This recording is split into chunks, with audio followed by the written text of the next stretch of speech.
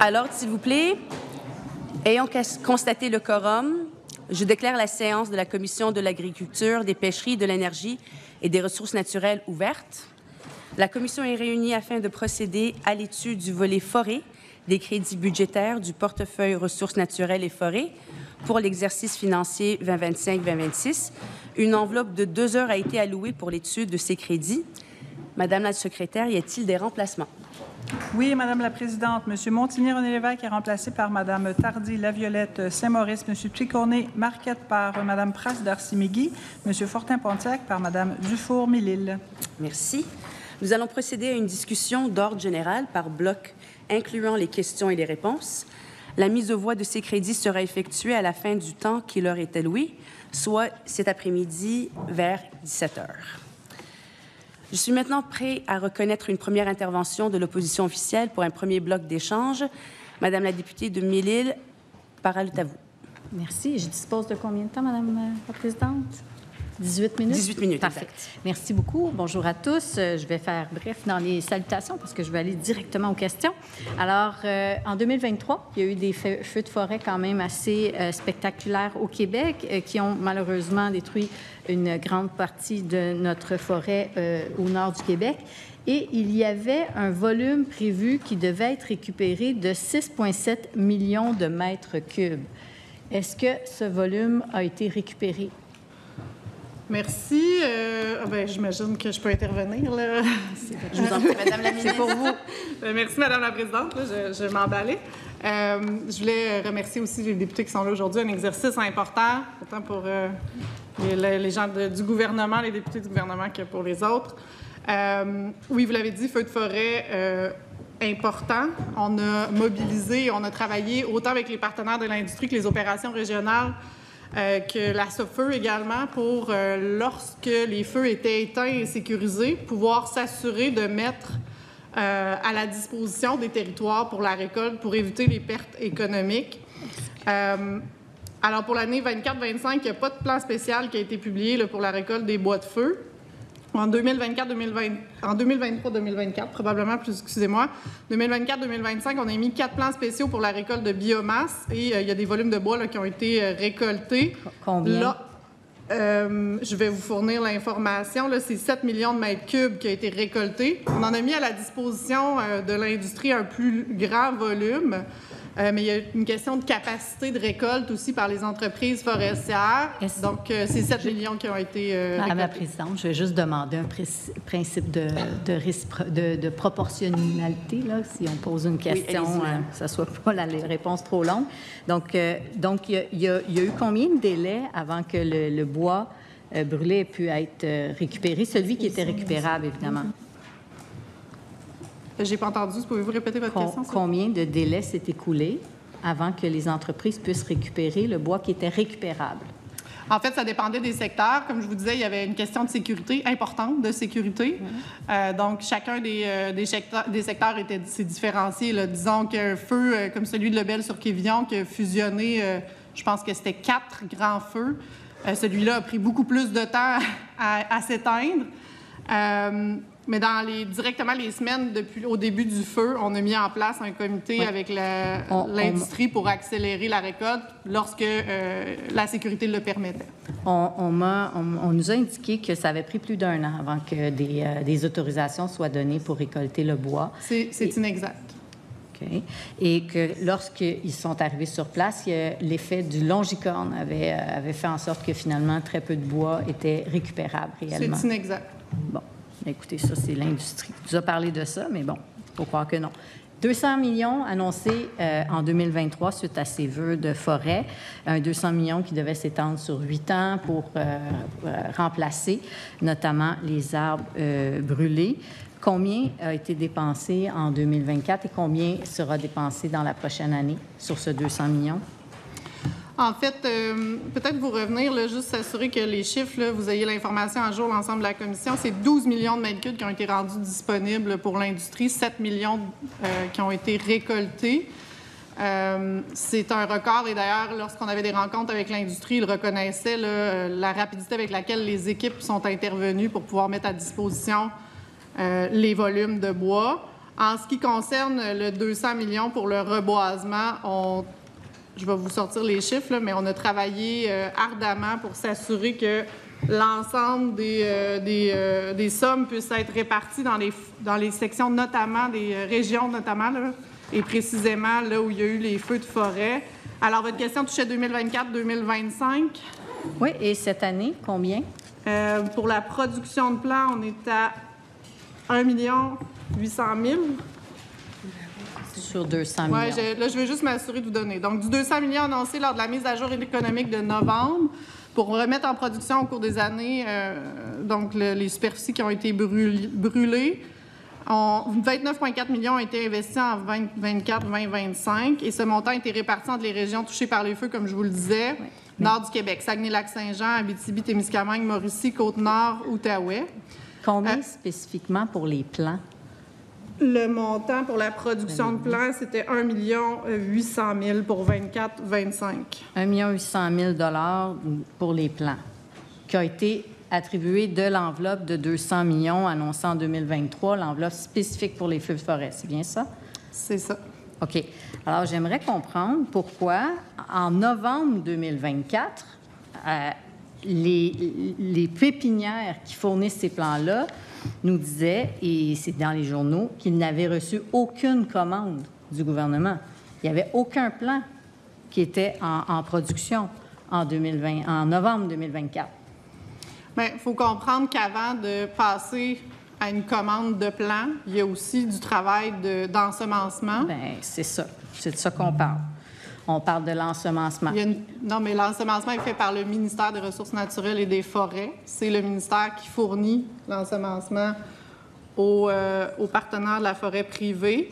Dans la répartition qui avait été approuvée là, dans la demande budgétaire du 200 millions, on parlait de 12 % pour la production de plants, 44 % pour la préparation de terrain, 23 % pour la mise en terre et 21 % pour l'entretien. C'est ça la répartition qui avait été approuvée lors du 200 millions. Fait qu'on est dans ces répartitions-là. On respecte ce qui a été dit pour le budget, pour la mise à jour budgétaire.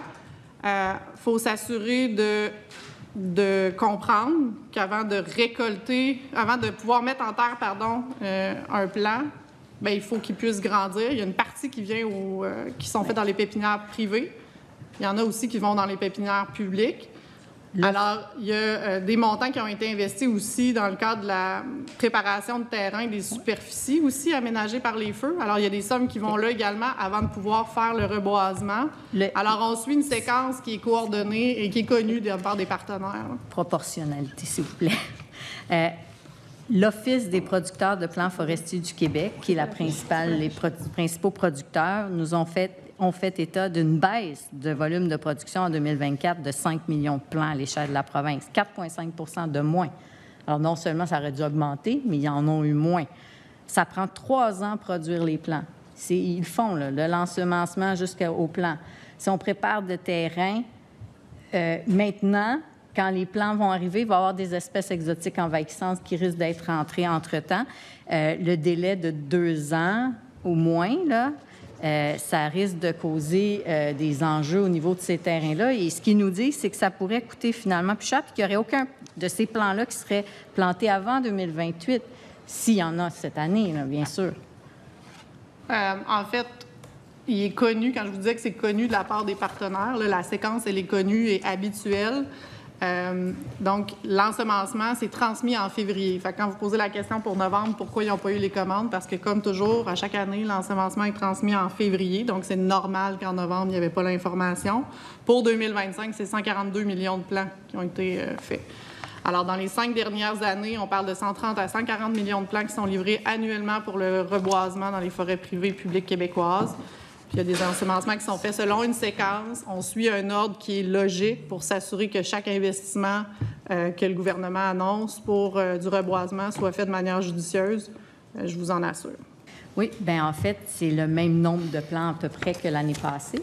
Si je ne m'abuse, là, les chiffres qu'on a, c'était... on était à 137 millions l'an passé, il y a 2 ans, 137 millions l'an dernier. Donc, à 140 millions, c'est sensiblement les mêmes nombres de plants, là. Puis, oui, après ça, j'arrive. Avec le consentement de la commission, j'aimerais céder la parole à Martin Brault. Moi, j'aimerais avoir la réponse de la ministre. Bien, écoutez, je vous ai donné la réponse, je peux la répéter. On donne les séquences en fonction des investissements. Il y a une séquence à suivre. Dans les dernières années, en 2022-2023, c'était forêt privée, forêt publique, 118 millions, excusez-moi. Ça, c'est pour la forêt publique, forêt privée. Là, on est à 136 millions pour la forêt, les deux types de forêts en 2022-2023, 137 millions pour 23-24, 136 millions. Ouais. Mais comme je vous dis, c'est une séquence qui doit être respectée. On ne parle pas d'une année ou de 2 années, c'est sur 7 ans. Les investissements qui sont faits. L'Office des producteurs de plants forestiers du Québec là, mentionnait il y a quelques mois à peine que bon an ballant, c'est environ 150 millions. Là, vous avez parlé de 140 millions. Mais si on veut compenser les feux de forêt, il faut en planter davantage, il faut en ensemencer davantage. Les chiffres que vous donnez, il n'y a pas d'augmentation. Là.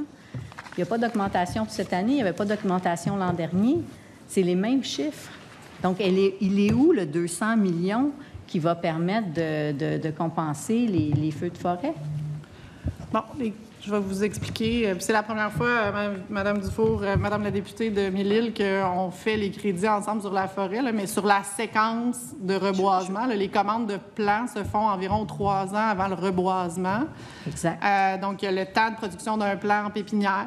Puis, il y a un bout qui se fait au ministère des Ressources naturelles et des Forêts qui ne se fait pas à la pépinière privée. Actuellement, il y a combien de plans dédiés à remplacer ces feux de forêt-là qui sont au ministère, juste au ministère. Là, on ne parle pas du remplacement habituel d'une année à l'autre qui compense les coupes, juste pour les feux de forêt. Bien, comme je vous ai mentionné, je vais vous redonner les chiffres que je vous ai donnés. Là. On parle de production de plants en 24-25 qui sont pour la préparation de terrain. Tu sais, il y a toute une ventilation. Combien de plants? Ma question est simple. Combien de plants? Vous devriez en avoir prévu 40 millions selon l'annonce que vous aviez faite en 2023. Est-ce qu'ils sont là, les 40 millions?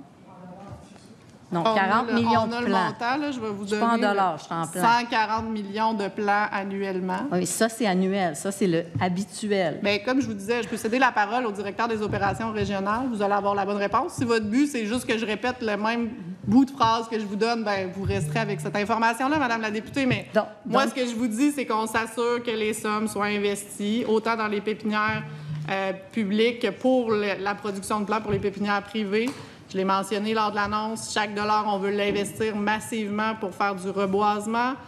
On a aussi un projet pilote avec FP Innovation pour se permettre de revoir comment on peut aussi faire du reboisement par drone.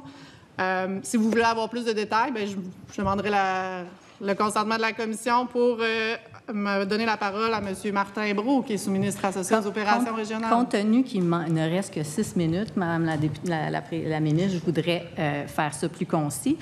Les 40 millions d'arbres ne sont pas actuellement, là, je ne les vois pas dans vos chiffres. Vous me parlez de 140 millions d'arbres. Bon an, mal an, c'est toujours ces chiffres-là. Là. Fait que les 40 millions supplémentaires qu'on devrait trouver pour compenser les feux de forêt de 2023, qui vont avec les sommes de 200 millions que vous avez annoncées, bien, on ne les voit pas dans les chiffres, on ne les voit pas dans les crédits. Et donc, les pépinières qui fournissent le gouvernement n'ont pas eu cette commande-là non plus pour les faire. On pourrait dire que c'est peut-être un show de boucan, l'annonce de 200 millions? Non. OK.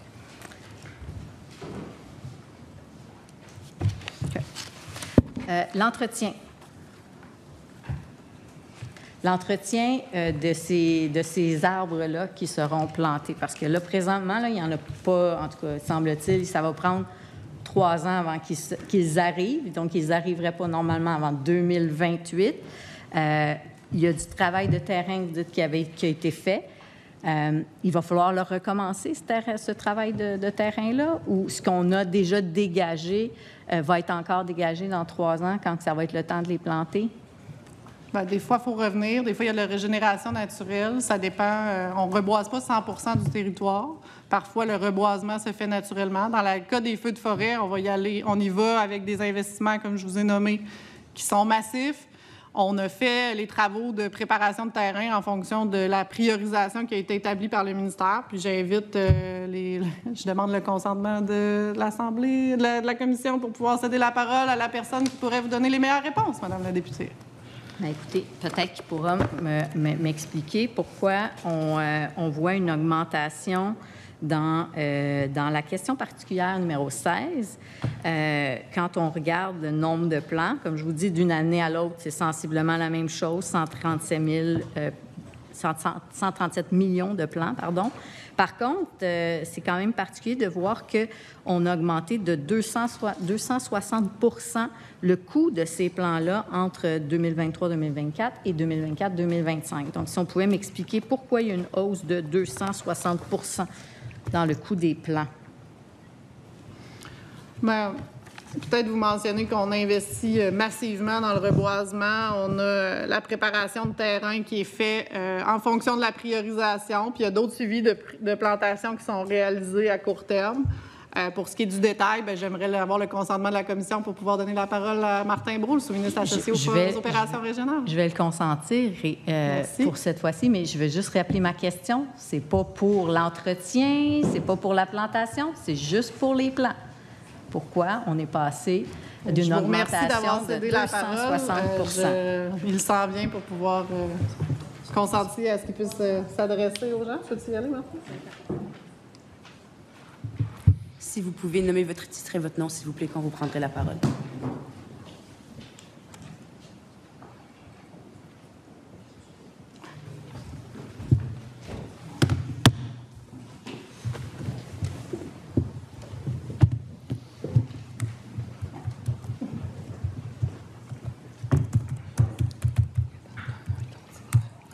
Si vous pouvez nous donner votre nom et votre titre, bonjour. s'il vous plaît.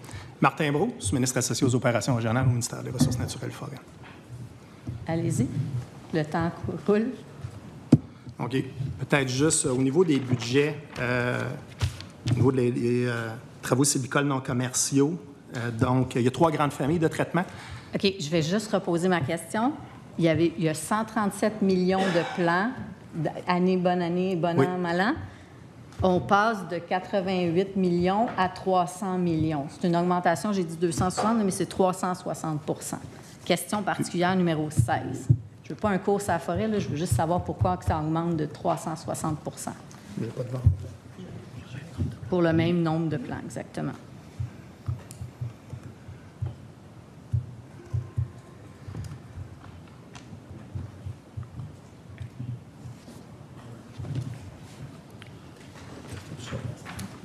Il faut suspendre. En délibéré.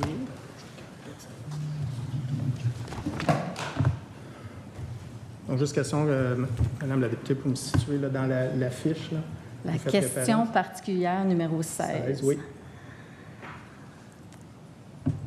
Donc, vous avez le nombre de plans qui sont livrés annuellement. Et oui, et si on compare avec l'an dernier, c'est une augmentation de 360 %.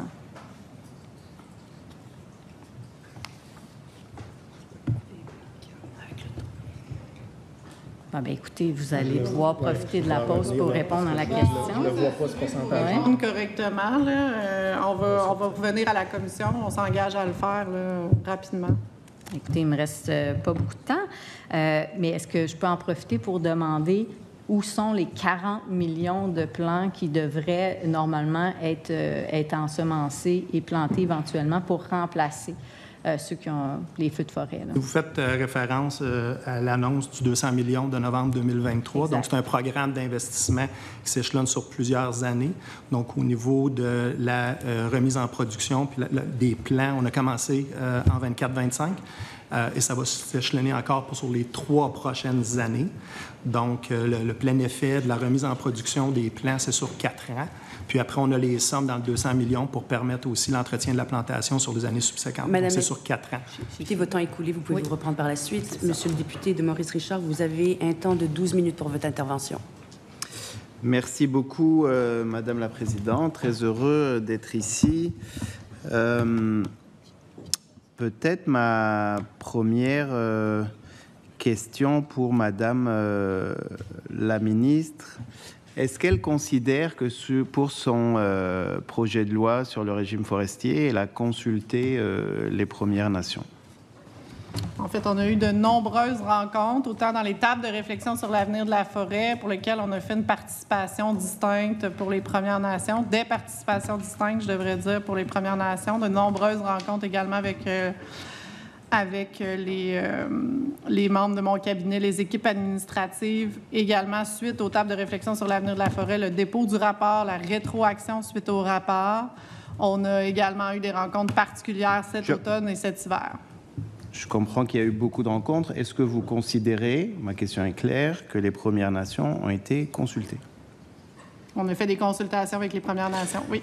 Hier, pendant les crédits, le ministre en charge des Affaires autochtones a dit que les Premières Nations n'ont pas été consultées pour le projet de loi 97. Est-ce qu'il se trompe?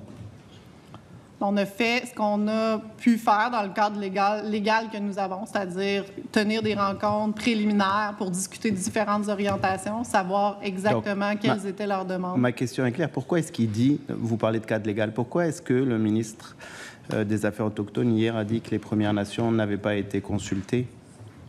Est-ce que vous êtes en désaccord avec cette affirmation ou pas? C'est facile. Je ne suis pas en désaccord. Mais donc, ils n'ont pas été consultés. Vous pourriez lui poser, vous avez eu l'occasion de lui poser la question. Moi, c'est à vous que je pose les questions, Madame la Ministre. Ils n'ont pas été consultés. Vous êtes d'accord avec ce qu'il a dit? Non, mais par rapport au projet de loi, là, maintenant que le projet de loi est déposé, on a créé une table de haut niveau dans laquelle après on le dépôt du projet de loi. Donc, c'est bien après le dépôt du projet de loi. Avant le projet de loi, on a eu des rencontres particulières pour lesquelles, est-ce que c'est au sens où il y a des consultations d'un point de vue légal? Là? Exact. On a fait des rencontres importantes et oui, elles ont eu l'occasion d'être entendues. Mais vous savez, avec les règles parlementaires, on ne peut pas faire circuler un projet de loi avant qu'il soit déposé à l'Assemblée nationale. Donc, on a été au bout de ce qu'on pouvait faire, sans déroger, sans aller à l'encontre des règles parlementaires. Puis on continue le travail maintenant que le projet de loi est déposé. Madame la ministre, vous savez comme moi que vous avez le droit de rencontrer toutes sortes de gens avant d'écrire un projet de loi sans effectivement porter un affront à cette noble institution. Je vais vous lire quelques affirmation de représentants des Premières Nations. Donc, j'ouvre les guillemets. Cette réforme a été conçue sans les Premières Nations à huis clos entre les fonctionnaires et représentants de l'industrie. Ça, c'est un communiqué de presse des Premières Nations, Anishinaabe de Lac-Simon. Les Premières Nations, encore une fois, c'est les activités traditionnelles de subsistance propres aux Premières Nations, essentielles à leur sécurité alimentaire. Ils disent donc craindre pour ces activités-là. Nous faisons face à une version contemporaine du colonialisme. Cette fois, on efface nos voix avec des lois, pas avec des bulldozers, mais le résultat est le même. Ça, c'est le vice-chef du conseil Atikamekw de Wemotaci. Tachi. Merci. Donc, dans un communiqué de presse de l'Assemblée des Premières Nations Québec et Labrador, on déplore, j'ouvre les guillemets, l'apparence d'ouverture montrée par la ministre des Ressources naturelles et des Forêts dans le cadre des rencontres préalables au dépôt du projet de loi, qualifié d'extrêmement surprenant et décevant. Premières Nations, d'Essipit et de Mastoyache ont également partagé leur mécontentement. Elles critiquent une fois de plus l'absence de toute consultation autochtone adéquate et préalable. Est-ce que vous considérez que votre projet de loi est colonial, Madame la ministre? Non. Mais on a eu des rencontres le 15 février 2024, le 10 avril 2024, 28 février, 28 mars, 5 avril, 9 avril 2024, 8 et 15 juillet 2024, rencontre de rétroaction, 28 juin 2024, 29 novembre 2024, en 2025. On a eu des rencontres, et d'ailleurs avec la table qui a été créée, une table de concertation permanente qui a été mise en place à la demande des Premières Nations. C'était leur demande dans une des nombreuses lettres qu'on a échangées. Alors, on a répondu à certaines de leurs demandes. Puis on est en train de travailler avec elles pour ajuster les manières, notamment avoir une politique de consultation pour s'assurer que comment on aborde les consultations. Est-ce que... elle considère que ce sont des consultations. Oui, Madame la ministre, le député, continuez, allez-y. Merci, Madame la Présidente. Est-ce que donc tous ces groupes de Premières Nations se trompent? Bien, Monsieur le député, on tient de nombreuses rencontres. Encore une fois, le projet de loi ouvre la porte à des avancées importantes, notamment des ententes particulières. Et dans le projet de loi, on s'assure aussi de respecter les droits des Premières Nations. D'ailleurs, on a ajouté une mention. Et ça, c'est suite à ces nombreuses rencontres que nous avons eues ensemble. On continue le travail avec elles, notamment le fait d'établir une politique de consultation qui va nous aider à avoir des attentes claires de part et d'autre. Est-ce que on comprend que dans votre projet de loi, il y a à peu près un 25% que vous allez en fait passer sous la responsabilité du privé? Est-ce que dans ces territoires, il y a parmi ces territoires que vous passerez sous le privé des territoires ancestraux des Premières Nations? Il n'y a pas de pourcentage dans le projet de loi de 1. Ce que j'ai dit et mentionné, répété, c'est que chaque région aura ses distinctions. Ce qu'on vient faire, c'est un zonage. Et dans les zones d'aménagement forestier prioritaire, on est venu spécifier à l'article 17.5, et on pourra l'étudier ensemble lorsque ce sera le temps, mais que le zonage d'aménagement forestier prioritaire ne viendra pas nuire aux activités des Autochtones exercées à des fins domestiques, rituelles et sociales. Mais on aura l'occasion de l'étudier lorsque ce sera le moment. Je ne vous demande pas si nuit, je vous demande est-ce qu'il y a des territoires ancestraux qui vont passer dans ce zonage-là? Je comprends que c'est peut-être un tiers, c'est peut-être plus, c'est peut-être moins. Il n'y a pas de pourcentage, encore une fois. Mais c'est pas ça ma question. Ma question, juste m'assurer que la commission ait la bonne information. Alors, je veux juste être clair. Est-ce que les territoires qui vont passer sous la responsabilité du privé vont contenir des terres ancestrales des Premières Nations? La réponse est oui, Madame la Ministre, on le sait tous les deux, là, à moins que vous me disiez le contraire. Bien, on va avoir des consultations en amont. L'objectif, c'est d'avoir une meilleure prévisibilité des usages. À la demande des Premières Nations, ils souhaitent parfois protéger du territoire. C'est ce qu'on va venir pouvoir permettre. Donc, d'avoir sur certaines zones un aménagement forestier plus intensif va permettre de maximiser les investissements, mais aussi de s'assurer qu'on ait une vision claire des besoins des Premières Nations et pouvoir continuer de travailler avec elles au bon moment. Le 1er mai dernier, donc il n'y a vraiment pas longtemps, il y a eu une rencontre où vous étiez présente avec le ministre des Affaires autochtones et des représentants des Premières Nations, où le ministre a dit que votre gouvernement reconnaissait la Déclaration des Nations Unies sur les droits des personnes autochtones, mais que pour l'instant, il y avait encore des questions sur l'opérationnalisation de cet engagement. Est-ce que c'est vrai? C'est ce qu'il a dit lors de la rencontre, effectivement. Et j'imagine que si un représentant du gouvernement, ça vous engage aussi? Je ne sais pas quoi vous dire de plus qu'on a, on a tenu cette rencontre-là ensemble. Effectivement, il a nommé que le gouvernement, on avait voté pour une motion à 4 reprises parce qu'on est d'accord avec le concept. Il faut trouver une façon de s'entendre et c'est pour ça qu'on a mis en place une table de nation à nation pour s'assurer qu'on ait une politique de consultation en matière forestière qui va permettre qu'on comprenne les mêmes choses puis qu'il y ait un processus qui soit clair et clairement établi.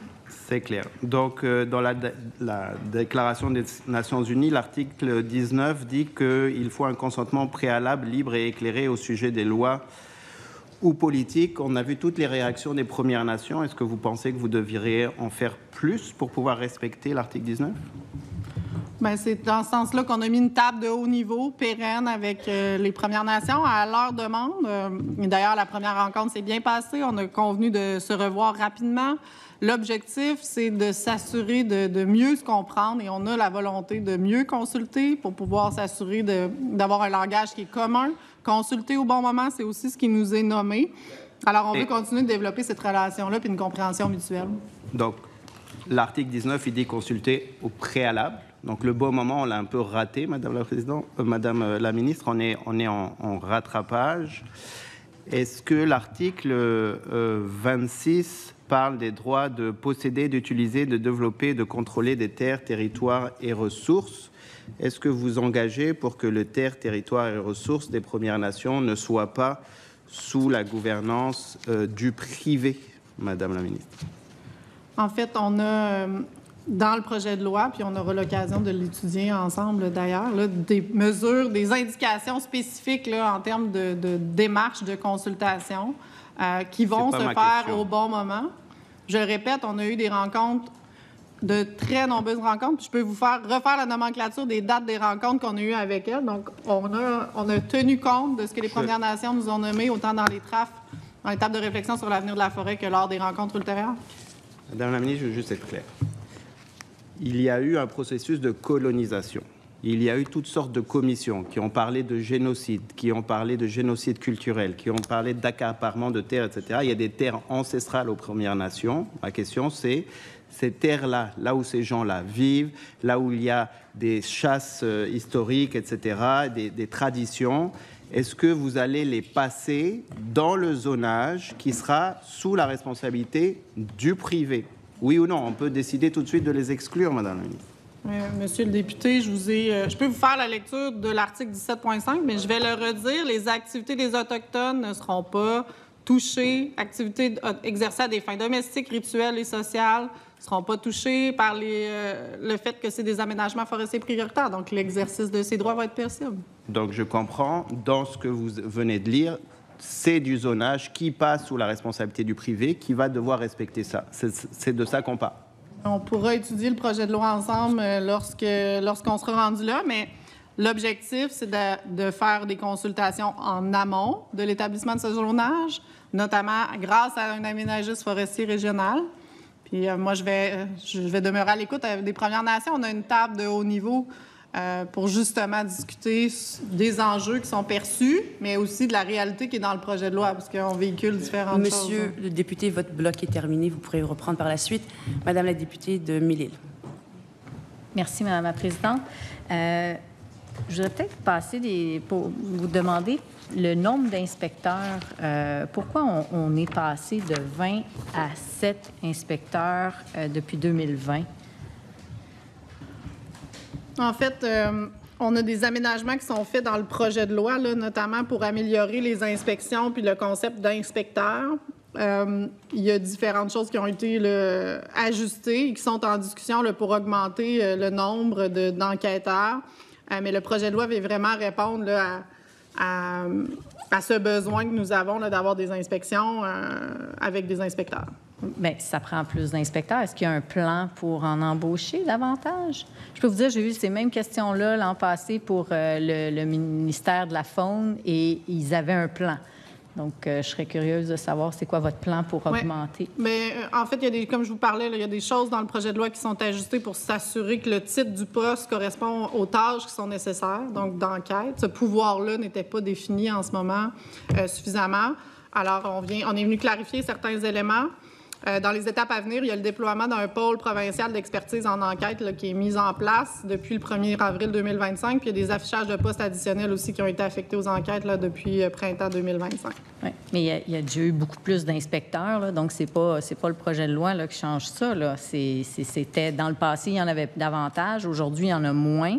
On a fait des efforts pour en embaucher récemment. Et c'est inquiétant de voir qu'il y a des régions qui sont complètement délaissées. Là. Il y a 4 régions, Saguenay, Capitale-Nationale, Abitibi, Côte-Nord, où il n'y en a aucun inspecteur.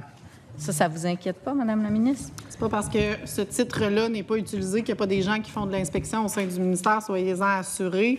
On a des équipes du MRNF qui sont responsables des suivis, des contrôles, des interventions forestières. Il y a des ingénieurs forestiers également.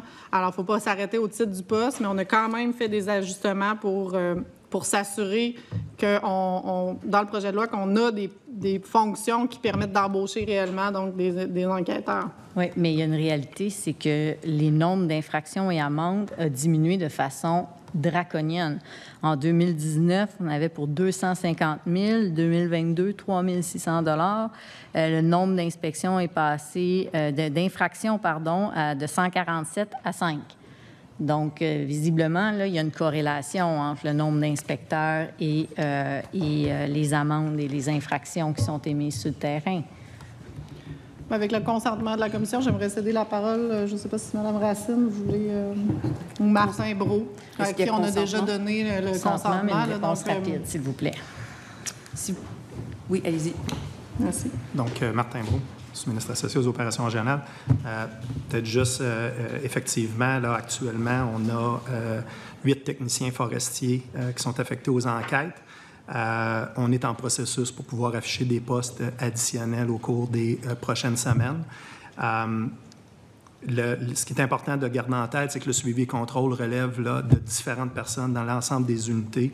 On a des gens qui font des visites de chantier, on a des gens qui font du mesurage de bois, on a des gens qui font des vérifications aussi des rapports annuels. On a toute une gradation de moyens pour intervenir, qu'ils soient contractuels ou administratifs aussi. On a mis sur pied, c'est dans mon secteur opérationnel depuis le 1er avril, un pôle d'expertise pour justement s'assurer que l'entièreté du Québec est couverte par les enquêteurs. Merci. Comme je disais, une réponse rapide, s'il vous plaît. Comment vous expliquez, dans ce cas, s'il y a tous ces employés-là qui peuvent aller sur le terrain, comment vous expliquez qu'il y a si peu d'infractions et d'amendes qui sont émises? Écoutez, une des raisons, il peut y avoir différents motifs aussi là-dedans. Le dossier d'enquête, c'est la dernière étape. On privilégie d'autres interventions, c'est ce que je mentionnais tantôt, donc des émissions de non-conformité. Il y a des demandes d'action corrective qui sont faites auprès des entreprises, le cas échéant. Il peut y avoir aussi des pénalités contractuelles. Un dossier d'enquête se prépare, doit être déposé auprès du DPCP aussi, donc il peut y avoir des délais aussi dans le traitement des dossiers. Mais reste que c'est notoire qu'il y a beaucoup moins d'inspections que l'an dernier. Et je vais peut-être poser la question à Mme la ministre. Là, êtes-vous pas inquiète de voir que dans votre région, le Bas-Saint-Laurent, on est passé de 419 inspections à 82? 5 fois moins en un an. Vous ne trouvez pas ça inquiétant pour votre région? Comme on vous l'a expliqué, il y a plusieurs éléments là, qui peuvent mener à des infractions, à des sanctions. Puis il y a les mesures en place pour s'assurer qu'à la fois, on ajuste les postes, les tâches pour pouvoir être plus attractifs, mais aussi pour s'assurer qu'entre-temps, il y a des suivis qui soient faits là, dans le cas où il y a des enjeux. Oui, bien, visiblement, ça ne fonctionne pas. Les chiffres le démontrent. Il y a moins d'inspections, il y a moins d'amendes, et de façon très importante. Ça ne sert à rien, une règle, si on n'est pas sur le terrain pour l'appliquer. Et je suis curieuse de savoir si on nous dit qu'il y aura des postes affichés prochainement, pourquoi on ne les a pas affichés avant? Ça fait déjà plusieurs années là, que le nombre d'inspecteurs baisse et qu'il y a des régions sans inspecteurs. Bien, en fait, on a mis en place des mesures pour s'assurer que les postes puissent être comblés. Puis, je pense qu'il faut être conscient qu'il y a des actions qui sont entreprises pour s'assurer que les entreprises respectent les lois et règlements du Québec. Mais si on n'a pas d'inspecteurs sur le terrain, Mme la ministre, c'est difficile d'appliquer la loi, là. Puis les chiffres le démontrent, là. C'est pas moi, c'est vos chiffres. C'est les chiffres qui viennent de votre ministère. Madame la députée, il y a des enjeux de recrutement importants, pas juste dans ce secteur-là, mais on est venu ajuster des choses aussi dans le projet de loi, encore une fois, pour avoir un secteur qui est plus attractif. Puis, on utilise les employés qui sont là, des techniciens, notamment comme le sous-ministre associé vous l'a mentionné, pour faire les enquêtes, le travail d'enquête. Est-ce qu'il y a un enjeu aussi avec les distances à couvrir quand il y a moins d'employés comme ça sur le terrain? Ils vont couvrir plusieurs régions.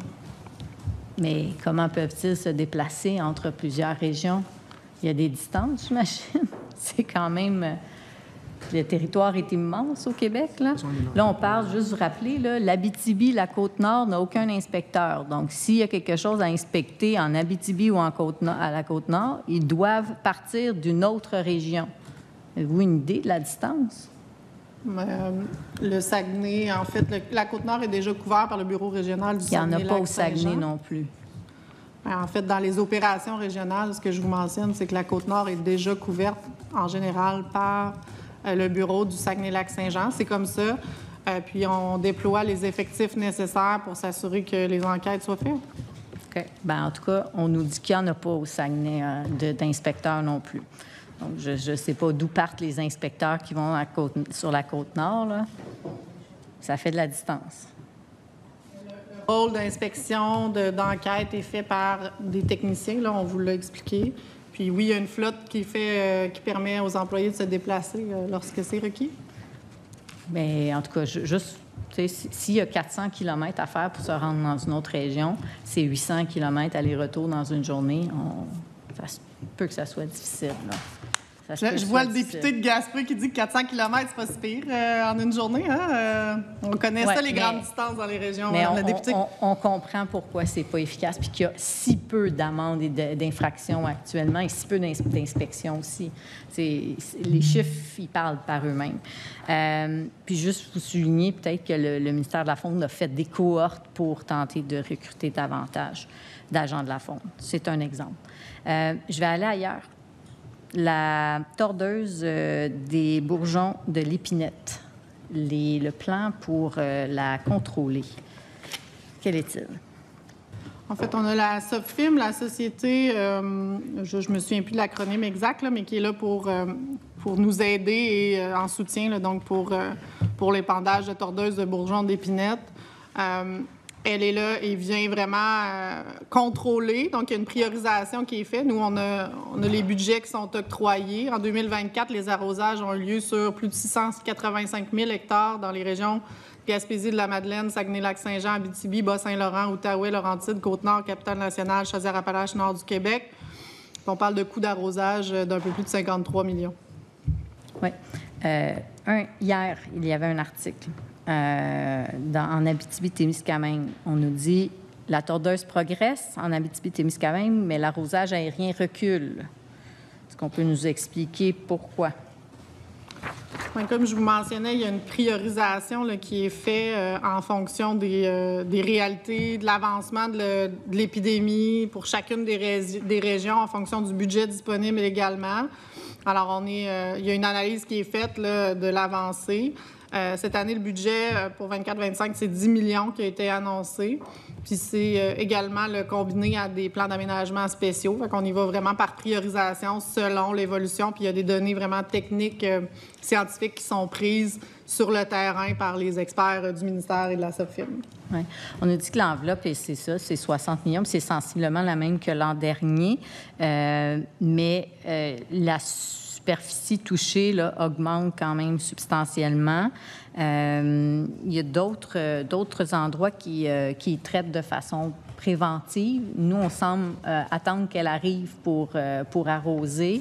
Donc, ici, en tout cas, il y a des acteurs qui sont plutôt inquiets qu'on ne soit pas plus proactif dans le contrôle de cette infection-là, ou en tout cas de cette invasion-là.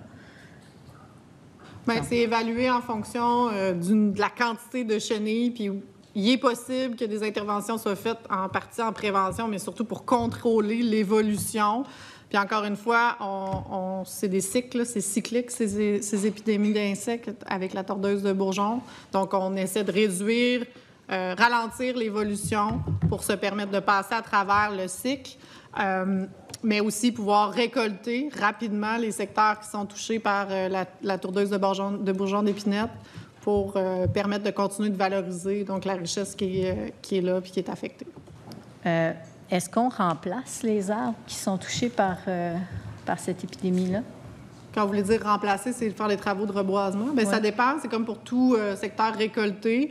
Il y a des interventions qui sont faites par le ministère par la suite pour voir est-ce qu'il y a une régénération naturelle. Tout ça est fait en respectant le principe de l'écosystémique, puisqu'on souhaite qu'il y ait un reboisement qui revienne à l'état naturel. C'est les règles qui sont en vigueur en termes d'aménagement forestier présentement. Ce qu'on sait et ce qu'on va faire avec le projet de loi, c'est venir faire migrer cet aménagement pour s'assurer de soutenir les forêts pour qu'elles traversent les changements climatiques. Alors, diversifier les essences, ajuster le reboisement qui va pouvoir être fait, ça va venir avec le projet de loi. Mais pour l'instant, ça dépend de la régénération naturelle. Bon an, mal an, c'est 25 à 28 là, qui sont reboisés. Le reste, il y a une régénération naturelle. 25 à 28 de ce qui est coupé. Oui. Là, moi, je vous parle spécifiquement de ce qui est affecté par la tordeuse des bourgeons d'épinette. On peut, je pourrais revenir avec le pourcentage là, spécifique pour la tordeuse de bourgeons d'épinette. Je n'ai pas le fin détail sur ce type d'aléa ou de récolte-là, quel est le pourcentage qui est reboisé. Mais globalement, au Québec, on parle de 25 à 28 du reboisement. De ce que je comprends, là, c'est qu'une fois, ce qui est le plus dispendieux, c'est de monter dans les airs. C'est l'avion que ça prend, ou les avions, là, c'est parce qu'on parlait même, 26 avions en Abitibi-Témiscamingue, mais qu'une fois dans les airs, le produit lui-même, il ne coûte pas nécessairement une fortune à comparer du coût des avions. En tout cas, vous pourriez me le confirmer, mais c'est ce que je comprends. Donc, pourquoi on n'en fait pas davantage de superficie pour maximiser finalement le transport aérien et réduire les risques pour la forêt? Bien, les coûts associés à l'insecticide ont aussi augmenté, inflation comme pour beaucoup de secteurs. Mais on fait le maximum en fonction des budgets disponibles pour, encore une fois, ralentir. Et et dès qu'on le peut, faire des plans spéciaux de récolte pour pouvoir aller valoriser la ressource.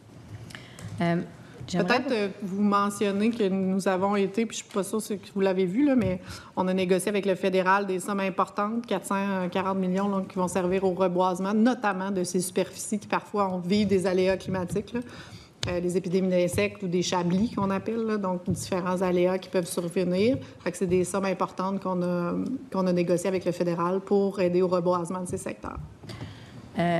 Question particulière numéro 72. J'aimerais qu'on m'explique, en Mauricie, nord du Québec, on prévoit des superficies plus importantes d'arrosage. Non, c'est pas de tout. On prévoit que le boisé, la forêt, touchée par la maladie va tripler dans le cas de la Mauricie et doubler dans le cas du nord du Québec, mais on n'a prévu aucune somme pour le traitement dans ces deux régions.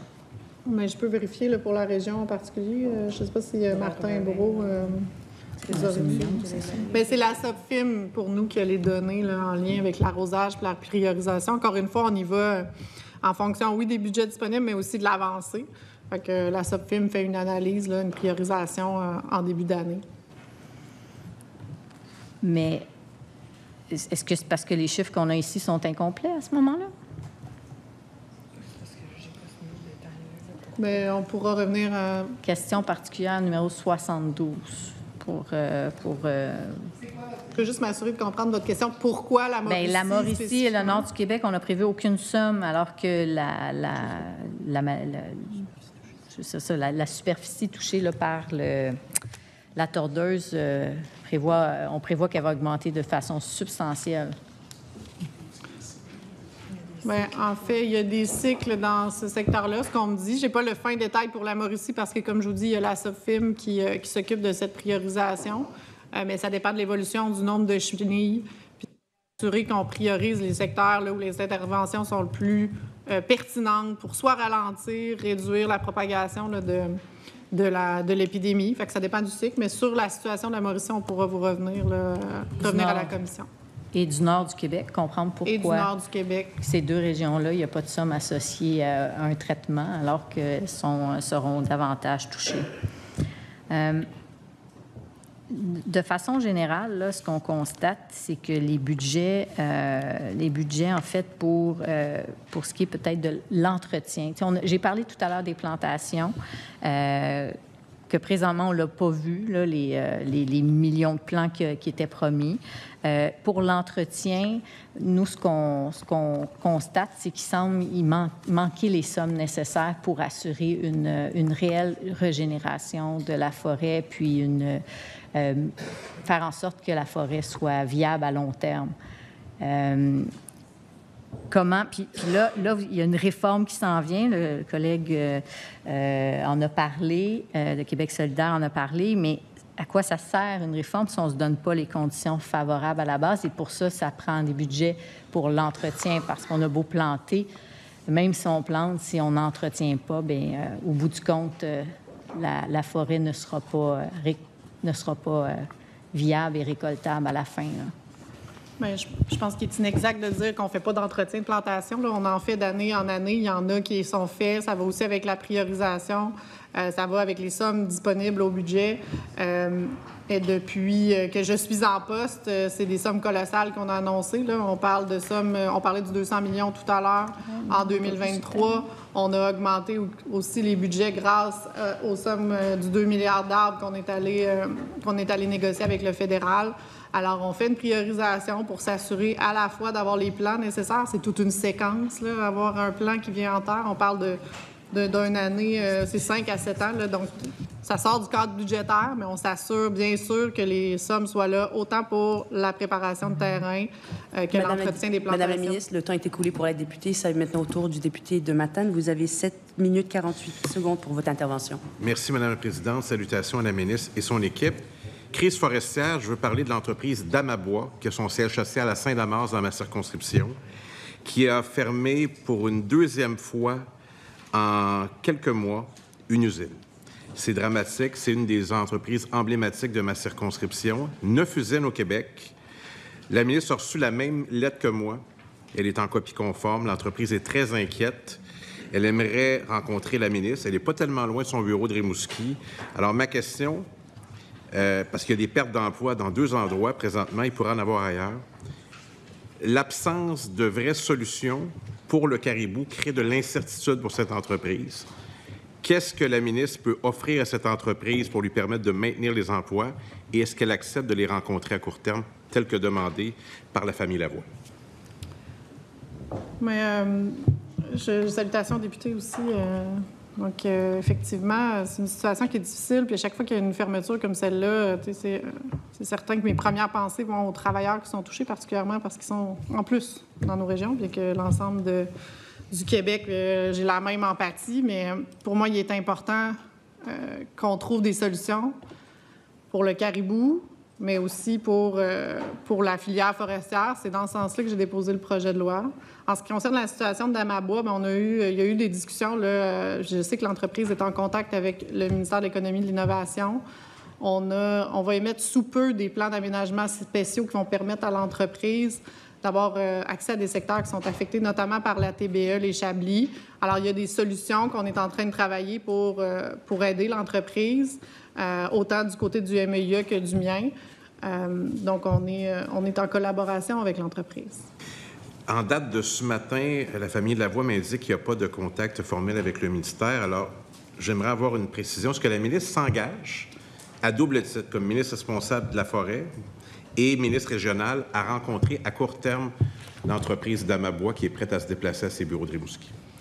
L'information qu'a donnée le député est inexacte. J'ai la personne derrière moi qui gère l'équipe, qui est en contact avec l'entreprise.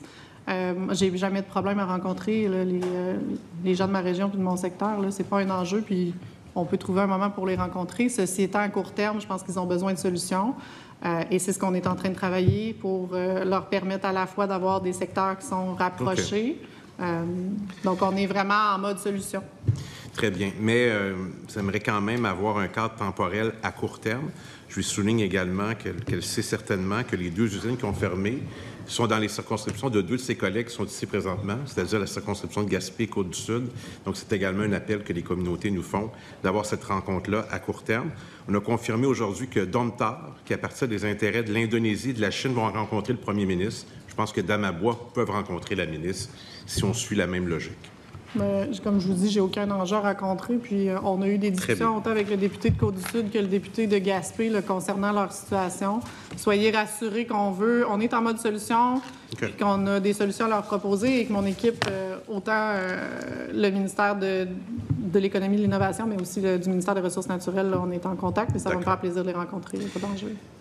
Pour ce qui est du nouveau régime forestier, on aura l'occasion d'échanger lors du projet de loi. Donc, je réserverai mes commentaires et mes propositions à ce moment-là. Mais à court terme, dans le cadre du nouveau régime forestier, il y a une demande, moi, qui est importante de déjà préciser. Est-ce qu'on prévoit des mesures pour assurer la rétention des travailleurs actuels puis l'amélioration de leurs conditions de travail? Parce que c'est vraiment la base de toute la chaîne.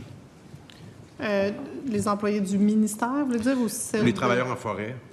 La filière forestière? Oui, à la base, oui. Bien, on n'a pas de lien d'emploi avec les employés de la filière forestière, mais c'est certain qu'en améliorant les conditions de marché, ça va permettre d'avoir des entreprises qui sont rentables et plus rentables dans un contexte qui est très difficile en ce moment. Alors, c'est ce qui va permettre que les employés aient des emplois encore payants dans nos régions. Madame la Présidente, il y a quand même un lien. La ministre sait que dans notre propre région, il y avait un projet pilote qu'elle finançait qui permettait d'améliorer les conditions de travail des travailleurs forestiers. Le ministère a cessé de financer ce projet-là qui donnait de bons résultats. Alors, oui, il y a un levier pour améliorer la condition des gens qu'elle représente et que je représente, des gens qui s'arrachent le cœur dans le bois. Alors, moi, je suis leur porte-parole aujourd'hui en disant, c'était pas si cher que ça. L'échelle du Bois-Saint-Laurent, c'était 3,5 millions. Je l'invite à reconsidérer ce projet-là parce qu'il donne des résultats pour vrai, puis il valorise des métiers durs de la forêt. Puis si on n'a pas ces métiers-là à la base, bien, on est mal pris pour la suite. Là, le projet de loi parle beaucoup des entreprises, mais les entreprises ont besoin des travailleurs forestiers. Et moi, c'est une inquiétude que j'ai. Donc, s'il y a des mesures peut-être qui apparaissent là, pour les valoriser, ça relève de son ministère. Moi, je serais heureux de les connaître pour les faire, pour les partager avec les travailleurs forestiers. En fait, on a amélioré le financement, notamment là, des travaux qui sont faits par la forêt privée. Fait que ça, c'est un élément. On a travaillé sur le projet pilote qui a effectivement donné des résultats. Comme on n'embauche pas nous-mêmes les employés qui font le travail sylvicole, on a mentionné que si c'est des bonnes conditions de travail, c'était des échelles salariales là, qui ont été testées, si c'était des bonnes conditions de travail qui permettaient de la rétention, bien, on s'attend que les entreprises les mettent en place. C'était l'objet du projet pilote. Donc, on a poursuivi malgré tout, là, bien que le projet pilote s'arrêtait après 3 ans, on a continué le financement, on a décidé de le cesser, mais il y avait aussi des besoins là, en termes de s'assurer des autres missions du ministère des Ressources naturelles et des Forêts, notamment le reboisement, l'investissement dans les travaux sylvicoles qui sont nécessaires suite aux feux de forêt. Encore une fois, l'amélioration, ce qui est nécessaire en ce moment, c'est l'amélioration de l'environnement d'affaires, puis c'est ce qu'on vient faire avec le projet de loi. Il vous reste 1 minute et demie. J'aurais une appréciation différente des percées du projet de loi. Les emplois régionalisés, il y a un objectif de 5 000 pour le gouvernement. Quand on regarde au ministère des Ressources naturelles et des Forêts, on parle de 139 emplois en 2023, puis en 2024, c'est 71. Est-ce que la ministre s'engage à me donner le détail de quels sont ces emplois? Ils partent de où? Ils vont où? C'est quoi ces emplois? À quel endroit? Quel type? Je n'ai pas besoin de nominatif sur les personnes, mais sur le type d'emploi. J'aimerais savoir de quoi il s'agit. Est-ce que c'est des travailleurs de pépinière, par exemple? Si c'est surtout ça, j'aimerais qu'on me le précise. Donc, je répète, 139 en 2023, 71 en 2024. On ne sait rien de ces emplois-là. Peut-être rapidement, là, avec le consentement, j'aimerais donner la parole à la sous-ministre en titre, Anne Racine. Consentement. Pouvez-vous vous nommer votre titre, s'il vous plaît? Puis l'engagement de le remettre aussi. Oui. Anne Racine, sous-ministre au ministère des Ressources naturelles et des Forêts. Effectivement, ce qui explique les variations annuelles, essentiellement, c'est les travailleurs de pépinière pour lesquels on a des fluctuations plus importantes. C'est les travailleurs saisonniers. Ça donne l'impression qu'une fois qu'ils ont quitté la pépinière, on les enlève puis on les ramène à chaque année. Je sais, je n'ai une dans mon comté, à Sainte-Luce. Donc, j'aimerais savoir quand même une précision pour chacun des postes. C'est qui ces travailleurs-là? Est-ce qu'ils déménagent dans notre région? J'en doute. Pour répondre. Bien, peut-être, sans dire, on peut vous transmettre l'information qu'on est en mesure de vous transmettre, donc je peux m'y engager. Ceci étant, il y a quand même des choses qui sont confidentielles. Là, dans je ne veux pas de nom, je veux des postes. Votre temps est écoulé, Monsieur le député. On revient à Madame la députée de Mille-Îles. Allez-y. Merci, Madame la Présidente. On va parler de la sériculture pour ce petit bloc. J'ai rencontré les représentants pas plus tard qu'hier et on nous disait qu'ils attendaient la semaine prochaine une réponse sur le nombre d'hectares qui était prévu. Est-ce que vous êtes confiante d'arriver à une entente? Est-ce que vous allez garantir à ces régions qu'il y aura une émission d'entaille en forêt publique là, à la hauteur de ce qu'ils souhaitent? En fait, on travaille avec les producteurs acéricoles, les PEPAC, là, dans notre bel acronyme, pour pouvoir déployer le plan directeur. C'est un plan historique. Puis oui, il y a des discussions actives, puis la table stratégique provinciale sur la sériculture qu'on a créée en 2021 là, travaille ardemment. Les équipes de mon ministère également sont en mode solution. Je leur ai demandé qu'on trouve des solutions. Alors, on y travaille. Peut-être à titre de spécification, là, on a déjà des superficies qui sont sous permis, là, qui sont passées de 39 000 hectares à plus de 45 000 hectares. Alors, il y a un travail qui a déjà été fait, mais on continue de travailler avec les producteurs acéricoles pour avoir l'équilibre dans chacune des régions du Québec. Oui. Mais ce qu'ils visent, c'est 60 000, si je ne me trompe pas. Donc, est-ce que vous allez répondre à leurs demandes? On a des discussions. Comme je vous dis, on regarde vraiment de manière régionale l'impact, autant pour les joueurs, parce qu'il y a des preneurs de produits, donc l'érable, là, de feuillus. Donc, si on donne des territoires, c'est certain que ça peut avoir un impact sur d'autres joueurs. Alors, on regarde de manière très régionalisée ces impacts. Puis on est en discussion avec les PEPAC pour s'assurer de trouver des solutions. Puis le dialogue est très ouvert en ce moment, ça va bien. Mais comment on établit la priorité, savoir si on va prioriser la récolte du bois ou l'exploitation acéricole pour le même arbre? Ça, c'est une belle et grande question, Madame la députée. Dans la forêt publique, tous les usages, en ce moment, on essaie de faire tout partout. Et c'est aussi pour ça qu'on a déposé le projet de loi, pour s'assurer d'avoir une meilleure priorisation des usages. Vous avez été mairesse, pas mairesse, mais élue municipale, pardon. J'ai été mairesse, mais donc je sais que planifier le développement, c'est la meilleure façon d'éviter des situations de conflit. C'est ce qu'on est en train de faire autant avec les PEPAC qu'avec les pourvoyeurs, avec les autres joueurs. Puis c'est pour ça qu'on a fait le projet de loi, pour avoir une meilleure prévisibilité. Mais on est venu faire une avancée importante dans le projet de loi. On est venu indiquer dans l'objet de la loi la présence de la sériculture en forêt publique. Et ça, c'est un gain notable pour les PEPAC. Mais est-ce que ça va leur assurer d'avoir davantage de superficie qu'actuellement? Bien, comme je vous dis, on en a déjà donné de la superficie. On va continuer de travailler avec eux pour avoir des aménagements dans les régions où c'est possible de le faire. Le dialogue, il est vraiment ouvert en ce moment, puis on regarde ça de chacune des régions de manière spécifique. On souhaite poursuivre le développement de la sériculture en forêt publique, mais comme l'a nommé le député de Matane-Matapédia, la filière forestière, elle a des enjeux, elle vit des enjeux, fait qu'on doit limiter on doit limiter aussi les impacts sur les autres joueurs. Alors, c'est ce qu'on regarde de manière très régionale avec les acériculteurs. Oui. D'ailleurs, de ce que j'ai compris, on leur offrait effectivement du territoire, mais en Abitibi, dans des régions très éloignées de où actuellement il y a vraiment des acériculteurs et où il y a de la relève. Cette relève-là, elle se retrouve dans votre région, le Bas-Saint-Laurent, en Chaudière-Appalaches, en Estrie. Semble-t-il qu'on n'est pas disposé du côté de votre ministère à leur en donner des superficies dans ces régions-là. Est-ce que le dialogue demeure ouvert. C'est certain que je ne ferai pas la discussion devant vous sur chacune des situations, mais ceci étant, il y a des avancées dans chacune des régions parce qu'on croit au développement de la sériculture. D'ailleurs, dans le projet de loi, je vous disais, dans l'objet de la loi, on a ajouté cette activité. Puis on est venu aussi sécuriser, on pourra le regarder ensemble probablement, on est venu sécuriser ces activités aussi en zone d'aménagement forestier prioritaire. Encore une fois, on ne parle pas d'exclusivité d'activité forestière, mais de priorisation. La sériculture va être donc permise dans les zones d'aménagement forestier prioritaire. Le député de Beauce-Sud a fait adopter la Journée nationale de l'érable. Et ce matin, il y a eu aussi, je pense que c'est lui aussi qui a déposé un projet de loi pour changer le nom d'une circonscription pour inclure... Non, c'est vous? Et de Rivière-du-Loup. Bon, voilà. Mais bref, on a rajouté érable dans le nom de... c'est Arthabasca érable. Mais c'est une fierté nationale, l'érable, le sirop d'érable, ça c'est certain. En passant, il y a une cabane à sucre à Laval, je dois dire, dans ma circonscription. Mais ça reste que dans ces régions-là, c'est majeur, cette industrie. Et donc, c'est normal. Et c'est à cet endroit-là, ces endroits-là que j'ai mentionnés, Bas-Saint-Laurent, Chaudière-Appalaches, Estrie, où on retrouve le plus grand bassin et où se retrouve la relève.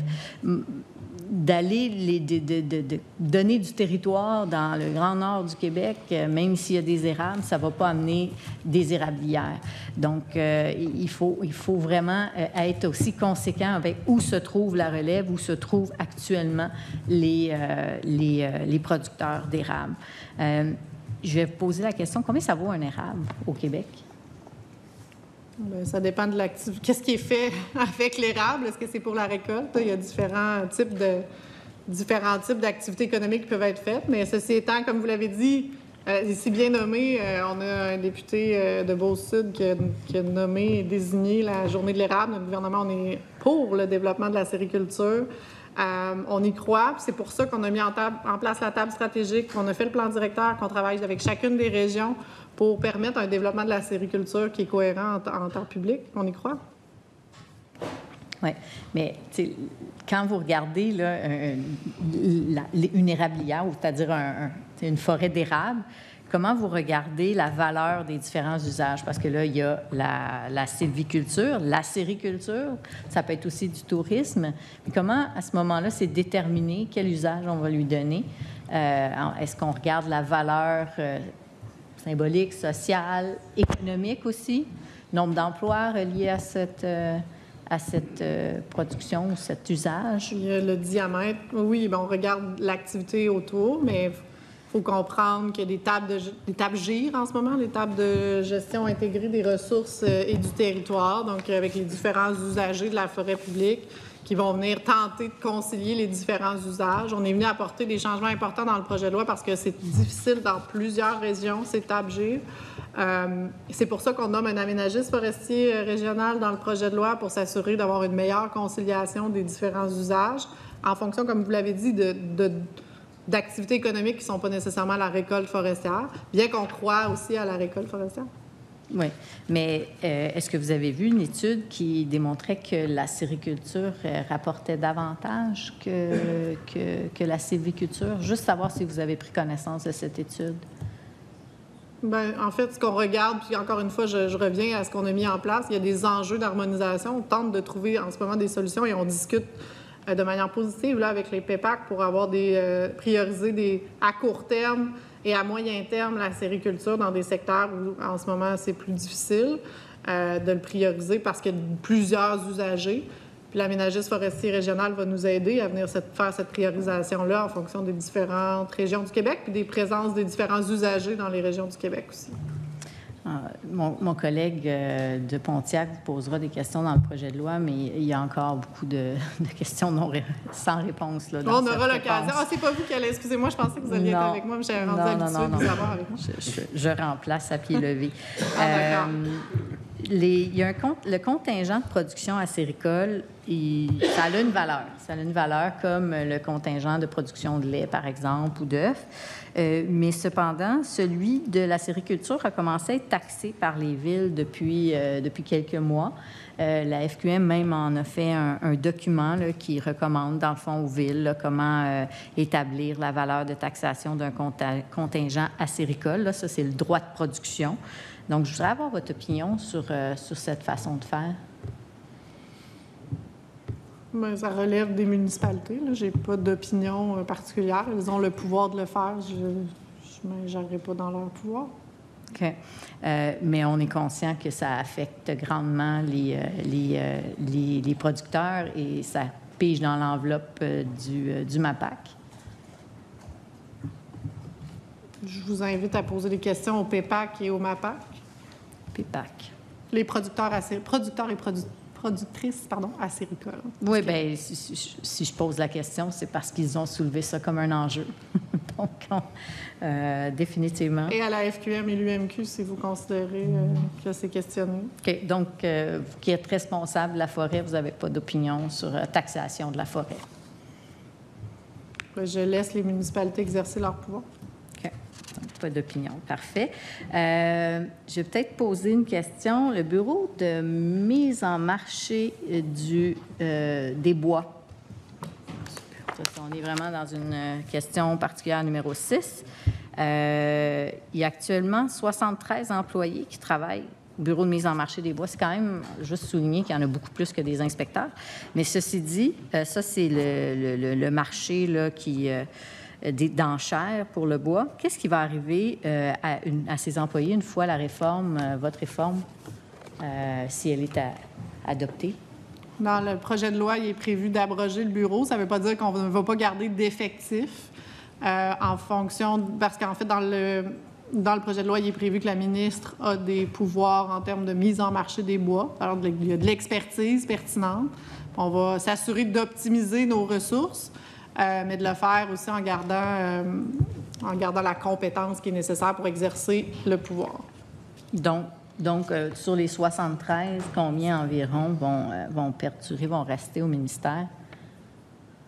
Excusez-moi, j'ai pas entendu. Là, j'ai ma sous-ministre qui me répondait à ma question, mais allez-y, à votre question. Je vais peut-être lui céder la parole. Sur les 73 employés, combien vont rester à l'emploi du ministère une fois la réforme en place, si elle est adoptée? Je vais céder la parole à la sous-ministre en titre, Anne Racine. Bien, en fait, il est très tôt dans le processus pour qu'on puisse se prononcer en détail. Ce que je peux vous dire, c'est que le mandat des gens qui travaillaient au bureau est appelé à évoluer, bien sûr, à la lumière de ce qui est prévu dans le cadre du projet de loi. Essentiellement, les employés du BMMB, il y a beaucoup d'économistes au sein de ces équipes-là. C'est des équipes avec des compétences variées dont on a besoin, je vous dirais, au ministère, en particulier dans le contexte des relations avec les États-Unis, qui sollicitent beaucoup nos économistes par les temps qui courent.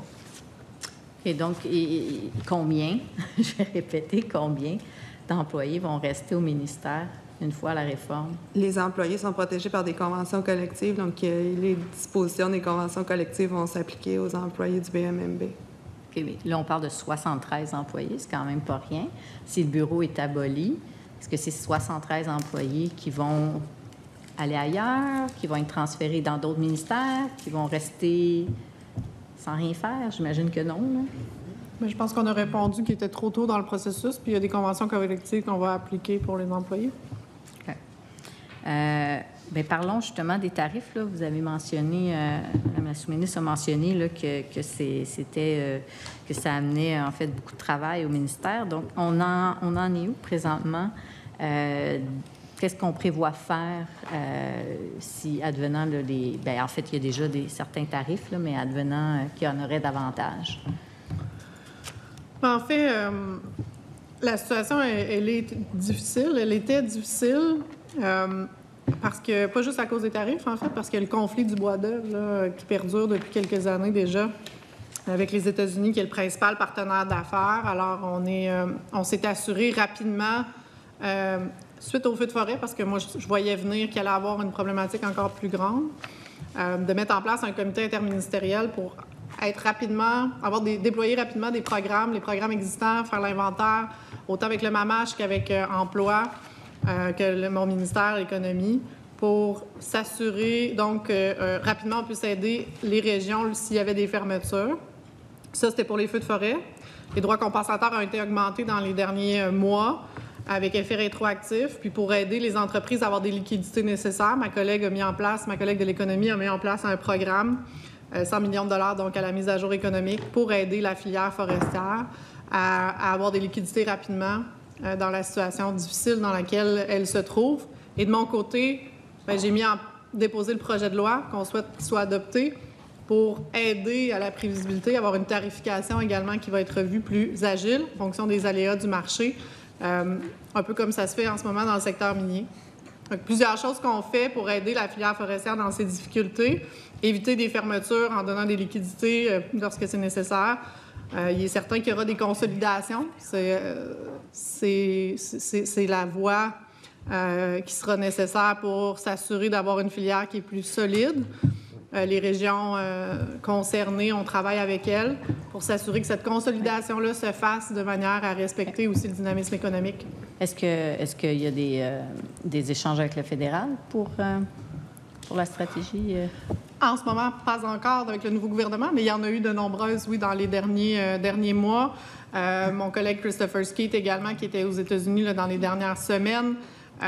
Il est certain qu'on appuie fortement là, pour défendre les intérêts des travailleurs du Québec dans le cadre de la guerre tarifaire, mais aussi dans le cadre du conflit du bois d'œuvre. Moi-même, j'ai été aux États-Unis dans les derniers mois, je dirais, pour en discuter.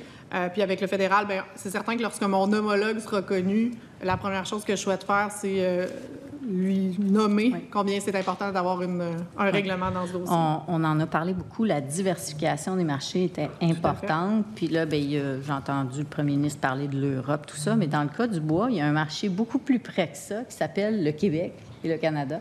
Mais le Québec, et quelle est la stratégie pour qu'on utilise davantage le bois dans nos constructions résidentielles, par exemple? Puis ça, il y avait des articles là, qui étaient assez éloquents sur le pourcentage, malheureusement, beaucoup trop faible de bois québécois qu'on retrouve dans nos constructions québécoises.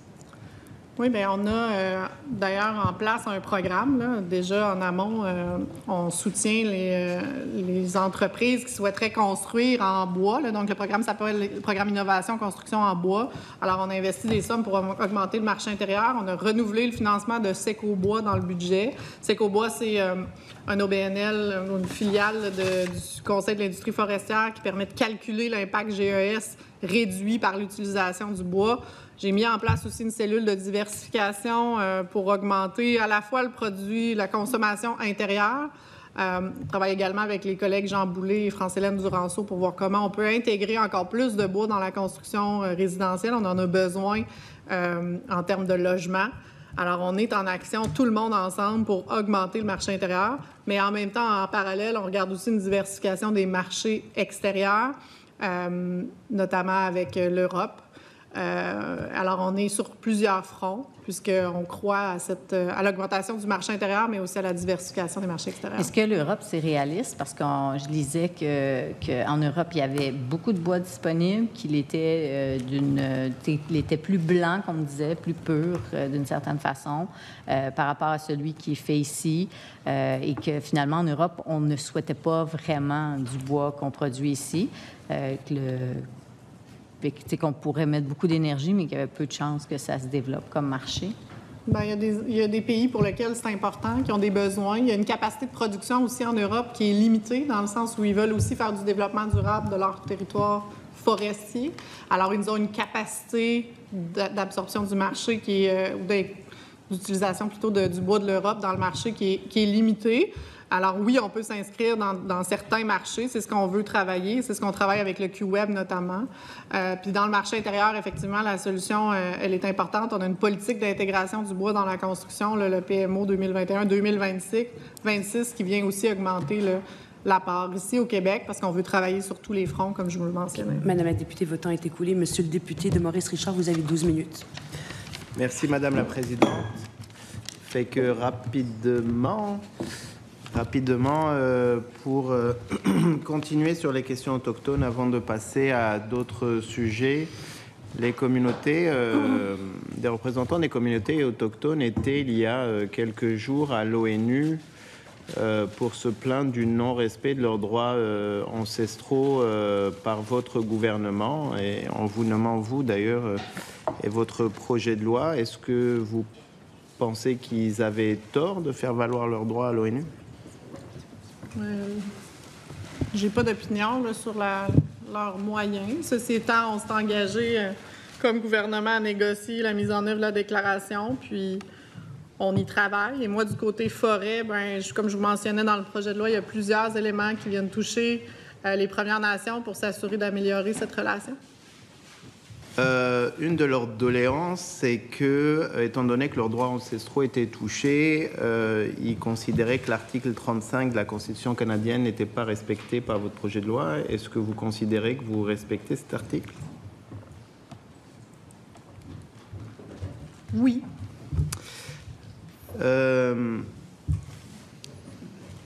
Une autre de leurs plaintes, c'était qu'ils étaient exténués par les différentes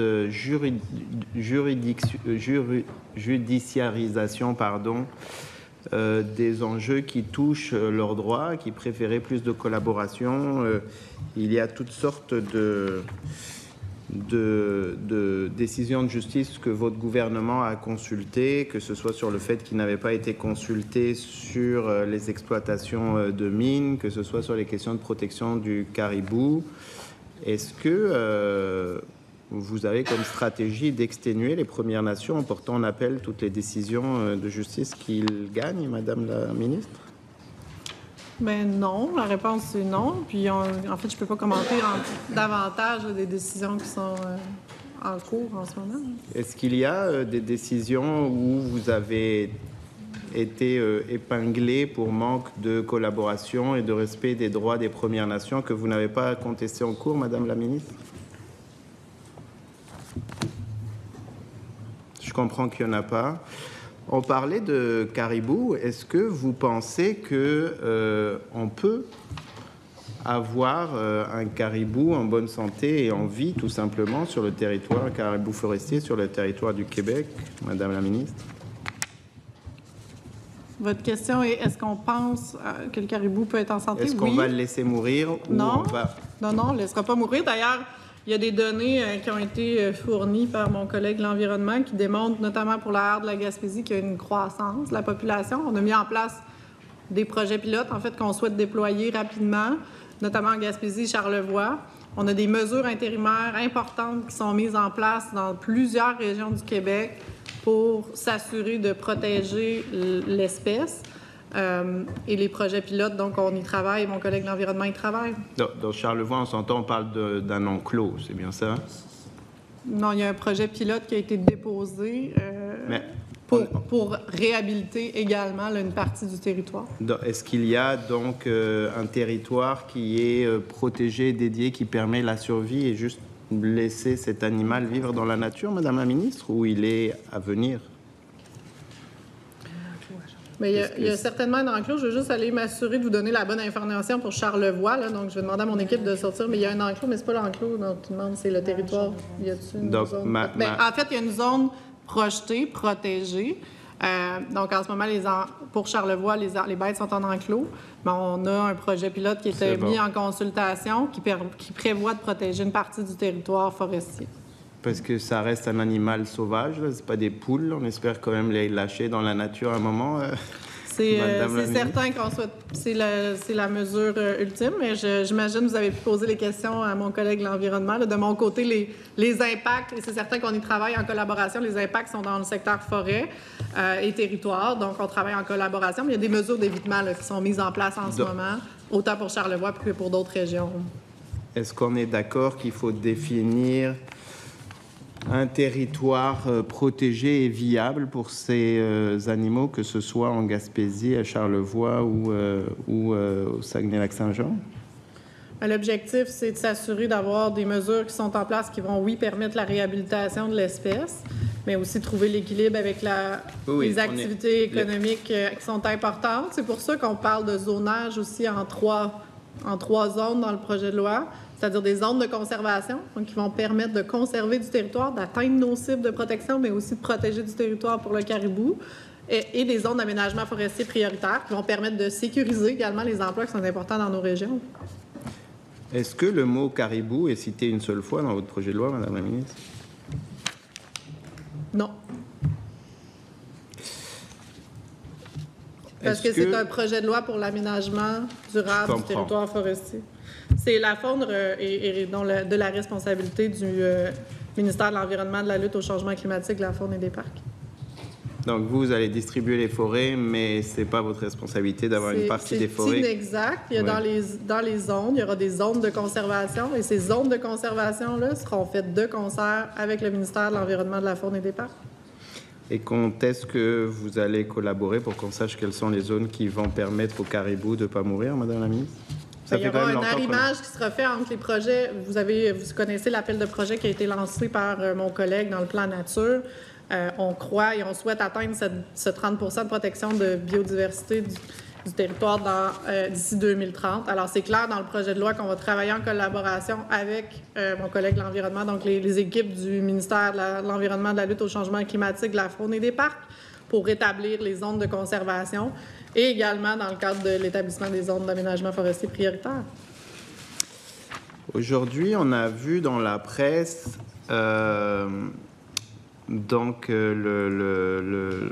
tout ce qui touchait à M. Ouidjaja, propriétaire de Domtar, la rencontre avec M. Legault. Est-ce que vous avez rencontré M. Jackson Ouidjaja avant l'annonce, donc la préparation de la réforme du régime forestier? Dans le cadre... Moi, je l'ai rencontré il y a quelques semaines. Là, je n'ai pas la date exacte, là, mais le projet de loi était déjà avancé. Là, donc, c'était pas pour discuter du projet de loi. Là. Et c'était pour discuter de quoi? C'est transparent. Là. Je pense qu'on a parlé de consolidation de leurs usines, de leurs projets éventuels qu'ils ont dans les différentes régions du Québec. Vous avez parlé des questions d'utiliser le bois dans les bâtiments. C'est quelque chose qui nous est très, très cher à Québec solidaire. Vous savez probablement comme moi que et le béton et les différents métaux qui sont utilisés à la place du bois produisent énormément de CO2. Madame la ministre, pourquoi votre gouvernement ne rend pas tout simplement interdit dans le code du bâtiment de construire des petits immeubles de 6 étages et moins autrement qu'en bois? Ce n'est pas l'approche qu'on préconise. On préconise de travailler en collaboration avec les partenaires pour augmenter les cibles, augmenter l'intégration du bois dans la construction. C'est aussi, puis on est d'accord avec vous sur cet élément-là. Nous, on travaille pour que le bois soit intégré. La politique d'intégration du bois, dont je faisais mention tout à l'heure, vise spécifiquement à augmenter ces cibles, augmenter donc l'utilisation du bois. Il y a des mesures importantes. On est plus du côté de la Coalition Avenir Québec, dans l'accompagnement des partenaires pour s'assurer de l'utilisation que dans l'interdiction.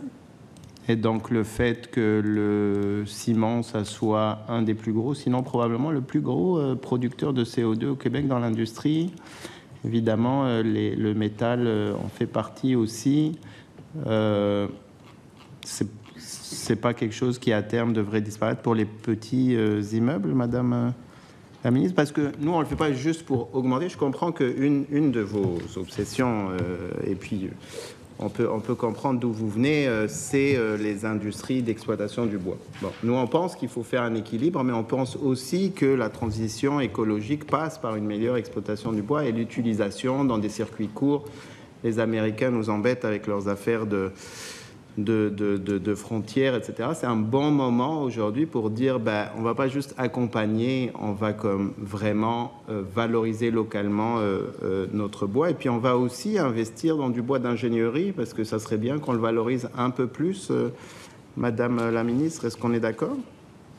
En fait, on y travaille. D'ailleurs, le pourcentage de bâtiments non résidentiels de 4 étages ou moins qui utilisent du bois principalement est passé de 15 % en 2006 et à 38 % en 2023, comme quoi ça fonctionne, les mesures qu'on met en place. Puis on continue le travail avec Sécobois. Je parlais de Sécobois. On a augmenté, donc on a pérennisé leur financement pour les prochaines années pour s'assurer justement de continuer de travailler de manière collaborative avec l'ensemble des partenaires pour augmenter l'apport du bois dans la construction. On y croit aussi. Madame la ministre, moi, je vous avouerai que, et c'est pas juste avec vous que j'ai ce chance de conversation, mais je suis vraiment consterné devant l'idée de dire ça fonctionne quand plus de 50% des bâtiments utilisent du béton qui produit une quantité de CO2 terrible. La fenêtre, peut-être vous le savez pas, on l'a eu pourtant en cours, d'ailleurs, quand on était ensemble, tous les députés, c'est que la fenêtre de quantité de CO2 qu'on peut, c'est pas linéaire, là, il faut juste arrêter de produire du CO2, il faut juste arrêter. Il y a un sentiment d'urgence. Est-ce que vous avez ce sentiment d'urgence que tous les scientifiques de la planète ont, Madame la ministre? Je me suis présentée en politique, c'est aussi parce que je veux une meilleure planète pour mes enfants. Donc, soyez-en assurés qu'on y travaille. Puis c'est pour ça que je mets en place des mesures importantes pour inciter à la construction. 55 secondes, Monsieur le député. Quand on pourrait avoir 100% des bâtiments faits en bois et que 60% qui utilisent du béton, pour vous, c'est une réussite. En quoi c'est un sentiment d'urgence, Madame la ministre? Pour nous, il est important d'augmenter cet apport-là du bois dans la construction. C'est pour ça qu'on a en place un programme pour l'innovation de la construction en bois qu'on finance à travers le plan pour une économie verte. Alors, il y a vraiment, avec le PMO-PEV, il y a vraiment une coordination interministérielle pour s'assurer d'augmenter la part du bois dans la construction. Vous pouvez faire mieux, Madame la ministre. Merci, M. le député. Madame la députée Millet, vous avez 17 minutes 31 secondes. Merci, Madame la présidente. On l'a vu, le député de Matane-Matapédia en a parlé. Il y a eu beaucoup de pertes dans les derniers mois là, dans l'industrie. Série de Rivière-au-Ras sans employés, Rayonier 275 travailleurs, Arbec l'Ascension 170 travailleurs certains. Puis là, je peux continuer, Maniwaki, Mauricie, Damabois. Certaines ont rouvert, d'autres non. Mais ça fait beaucoup d'employés. Et il y a tout un écosystème. Il y a eu du soutien pour les travailleurs, mais il n'y a pas de soutien pour les travailleurs autonomes ou les entreprises qui tournent autour de l'industrie. Est-ce que vous pouvez répondre à quel est le plan pour ces autres travailleurs-là qui tournent autour de l'industrie et qui font partie de l'écosystème forestier?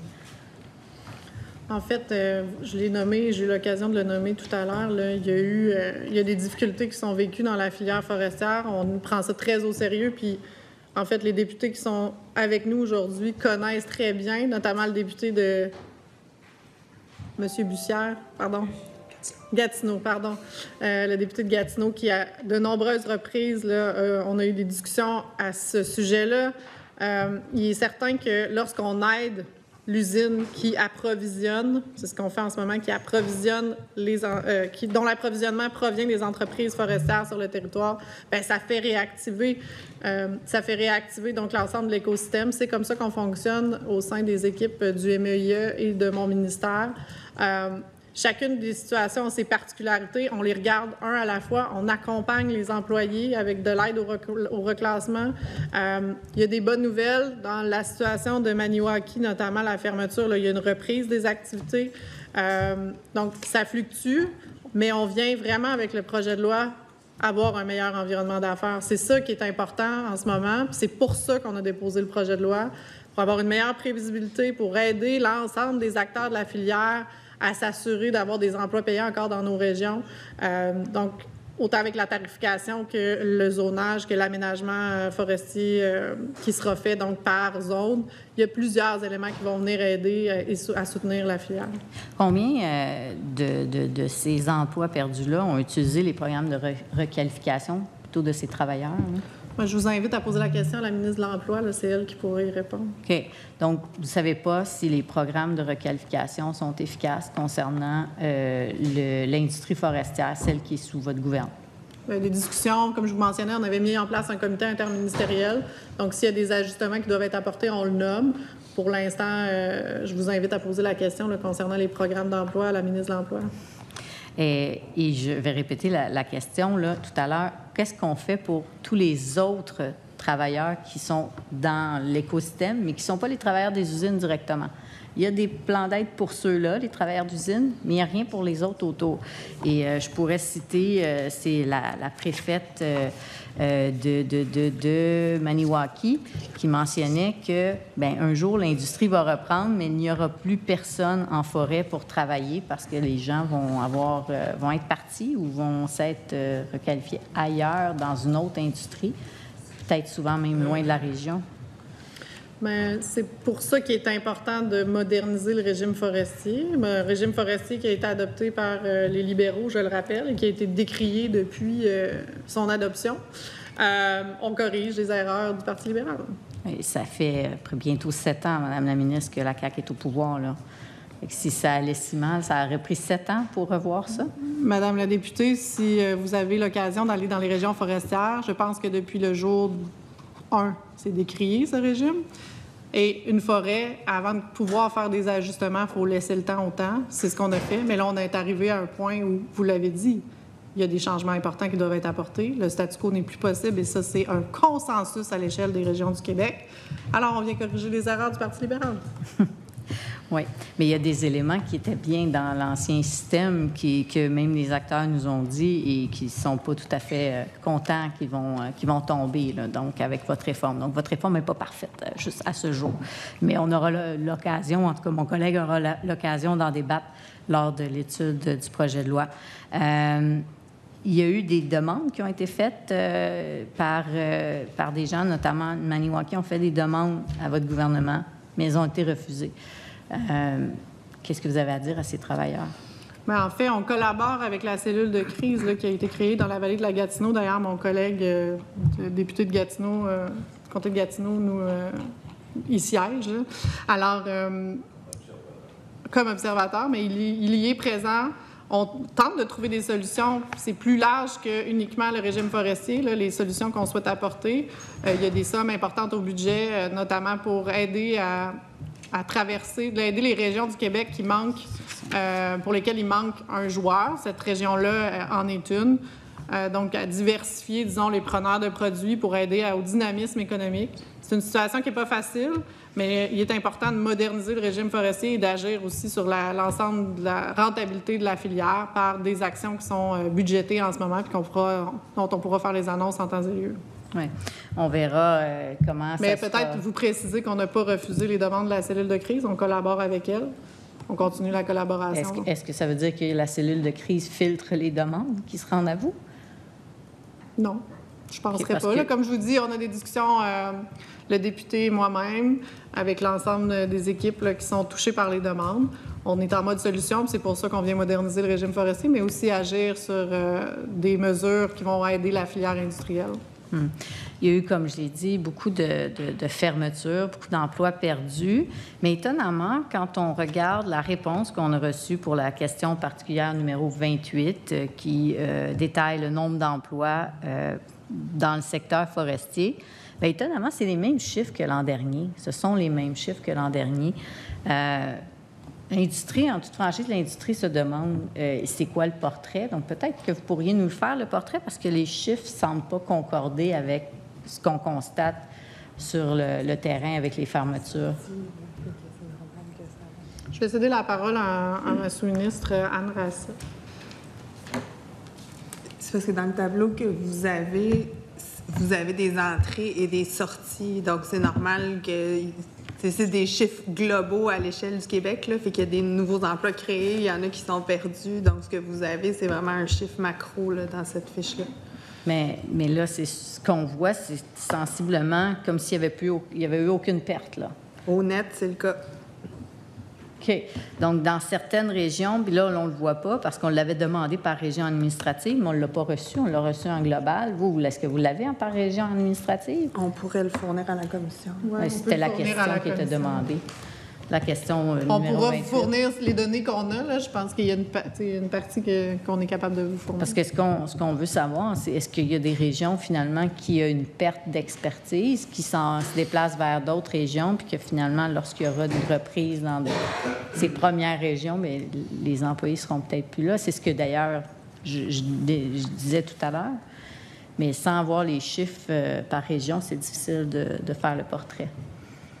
On a mis en place des mesures importantes pour l'Outaouais et Laurentides, notamment le programme exceptionnel d'écoulement des bois qu'on a renouvelé encore cette année pour aider à la filière dans le secteur spécifiquement de l'Outaouais et des Laurentides. Alors, on est en mode solution. La situation n'est pas facile, mais il y a le volume de bois que j'ai accordé, 70 000 mètres cubes, qui avait été demandé par la cellule, qui est disponible.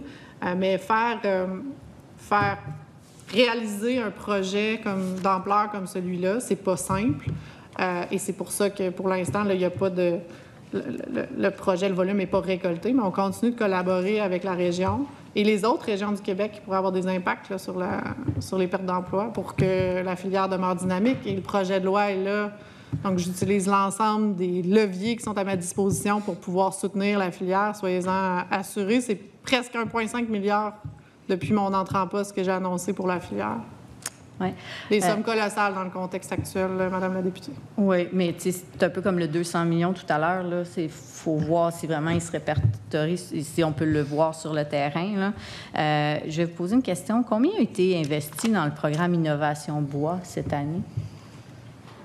Je vous sors ça. Fiche PIB, donc oui, j'y arrive.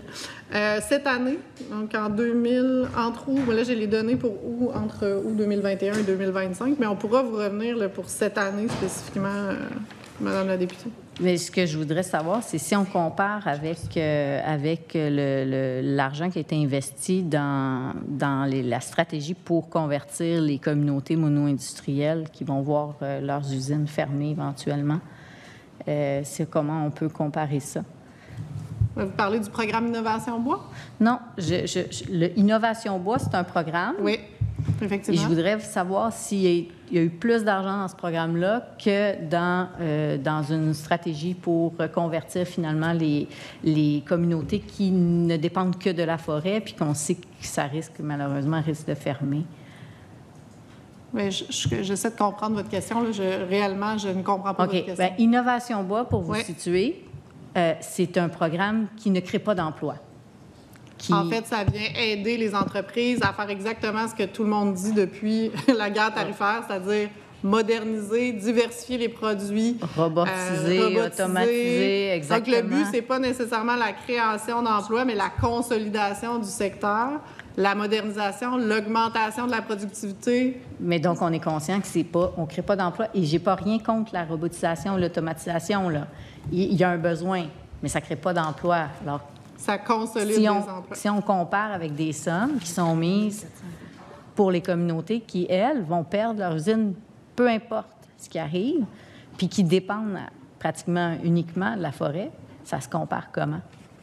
En fait, le programme Innovation Bois, spécifiquement, est venu consolider 12 000 emplois et en créer 1 400. Comme plusieurs secteurs, la filière forestière vit avec des enjeux de pénurie de main-d'œuvre. Donc, la consolidation des emplois, ça permet de continuer d'opérer des usines avec moins d'employés, d'être aussi productif et plus productif avec un nombre d'employés qui est restreint.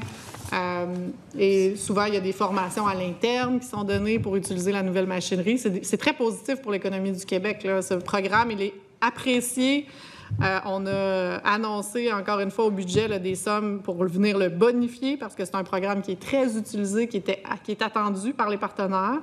Et en parallèle, il y a des sommes aussi dans le budget pour voir à aider certaines régions et aider la filière forestière les régions du Québec qui sont plus vulnérables à avoir une filière qui est plus solide. Oui, mais on reste dans le forestier, là. Mais est-ce qu'il y a des sommes pour diversifier l'économie de ces régions qui dépendent beaucoup de la foresterie et où il est fort probable que ça ne pourra pas se maintenir? Puis il y en a de ces régions-là. Bien, il y a des programmes qui sont en place avec ma collègue de l'économie, de l'innovation et de l'énergie. Nous, on vient en soutien, notamment avec le programme Innovation Bois. Il y a Innovation en construction en bois également, qui est un programme très apprécié. Puis, comme je vous mentionnais, il y aura des annonces qui vont être faites en temps et lieu, puisqu'il y a des sommes qui sont au budget. En tout cas, je vais passer à un autre sujet parce que je n'ai pas de réponse. Les programmes, en fait, il y a eu des feux de forêt qui ont amené malheureusement, des fermetures temporaires. Et les entrepreneurs ont mentionné que les aides qui étaient proposées, en fait, c'était des programmes de prêts. On a constaté, en fait, qu'il y avait très peu d'intérêt pour ces programmes de prêts-là.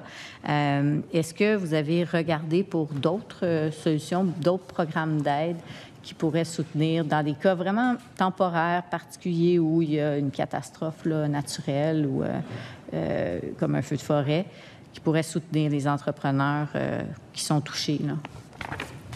En fait, le meilleur programme d'aide, c'est un environnement d'affaires qui est plus agile et prévisible. C'est ce qui est demandé par les partenaires. Ceci étant, en 2023, quand il y a eu les feux de forêt, on a réagi vraiment rapidement. On a mis en place un programme. Je dis « on », mais c'est ma collègue de l'économie de l'innovation et mon collègue à l'époque qui avait mis en place un programme d'aide pour les entreprises. Il y a des programmes existants au sein des équipes du MEIE. Puis je vous invite à poser des questions là, aux équipes, à ma collègue. Oui, bien, en fait, c'était des programmes de prêt, pas des programmes d'aide, des programmes de prêt.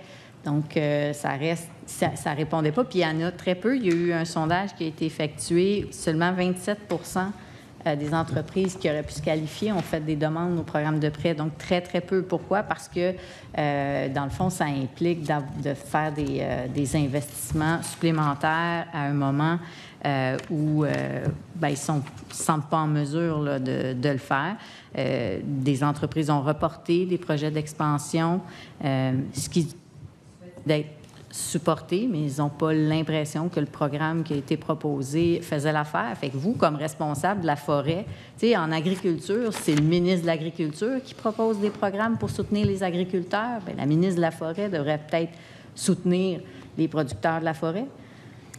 Madame la députée, c'est 1,5 milliard que j'ai annoncé pour la filière forestière. Ça ne s'est jamais vu dans l'histoire. C'est salué par les partenaires. D'ailleurs, les programmes qui ont été mis en place ont été discutés avec le Conseil de l'industrie forestière, qui a salué les mesures qu'on a mises en place, autant lors des feux de forêt que récemment pour la crise qui est vécue dans le cadre de la guerre tarifaire avec les États-Unis.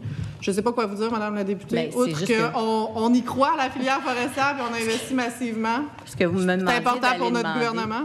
Vous me demandiez d'aller demander la question à la ministre de l'Économie. Je me dis c'est la ministre de la Forêt qui devrait répondre. Les redevances de bois récoltées, facturées, entre le 1er avril 2024 et le 31 janvier 2025 ont diminué de façon substantielle par rapport à l'an dernier. On est passé de 214 millions l'an dernier à 158 millions cette année. Qu'est-ce qui explique cette baisse? Vous êtes à quelle fiche, Madame la députée, là, juste à être certain? Question particulière 10. Il reste 1 minute 43, Madame la députée. Est-ce que Oui, vous mais voulez si qu'on j'ai y pas de réponde peut-être ultérieurement, là, mais il y a une conjoncture probablement, là, mais on pourra revenir. C'est la conjoncture. Donc, c'est relié à la conjoncture économique. Donc, OK. Donc, ces millions-là sont réduits. OK. Oui. Est-ce que ça vous inquiète qu'il y ait une telle baisse dans le futur? En fait, quand on le voit que la conjoncture a fait en sorte qu'il y a eu moins de redevances. On voit aussi que, puis on en a parlé au début, malheureusement, on n'a pas augmenté vraiment le nombre d'ensemencements. Donc, la capacité forestière, elle n'est pas encore augmentée malgré des feux de forêt importants qu'il y a eu en 2023. Certes, il y a eu des sommes de mise, mais ce ne sont pas encore transposées en plantation. On constate aussi qu'il manque d'entretien. Ça, plusieurs groupes le dénoncent.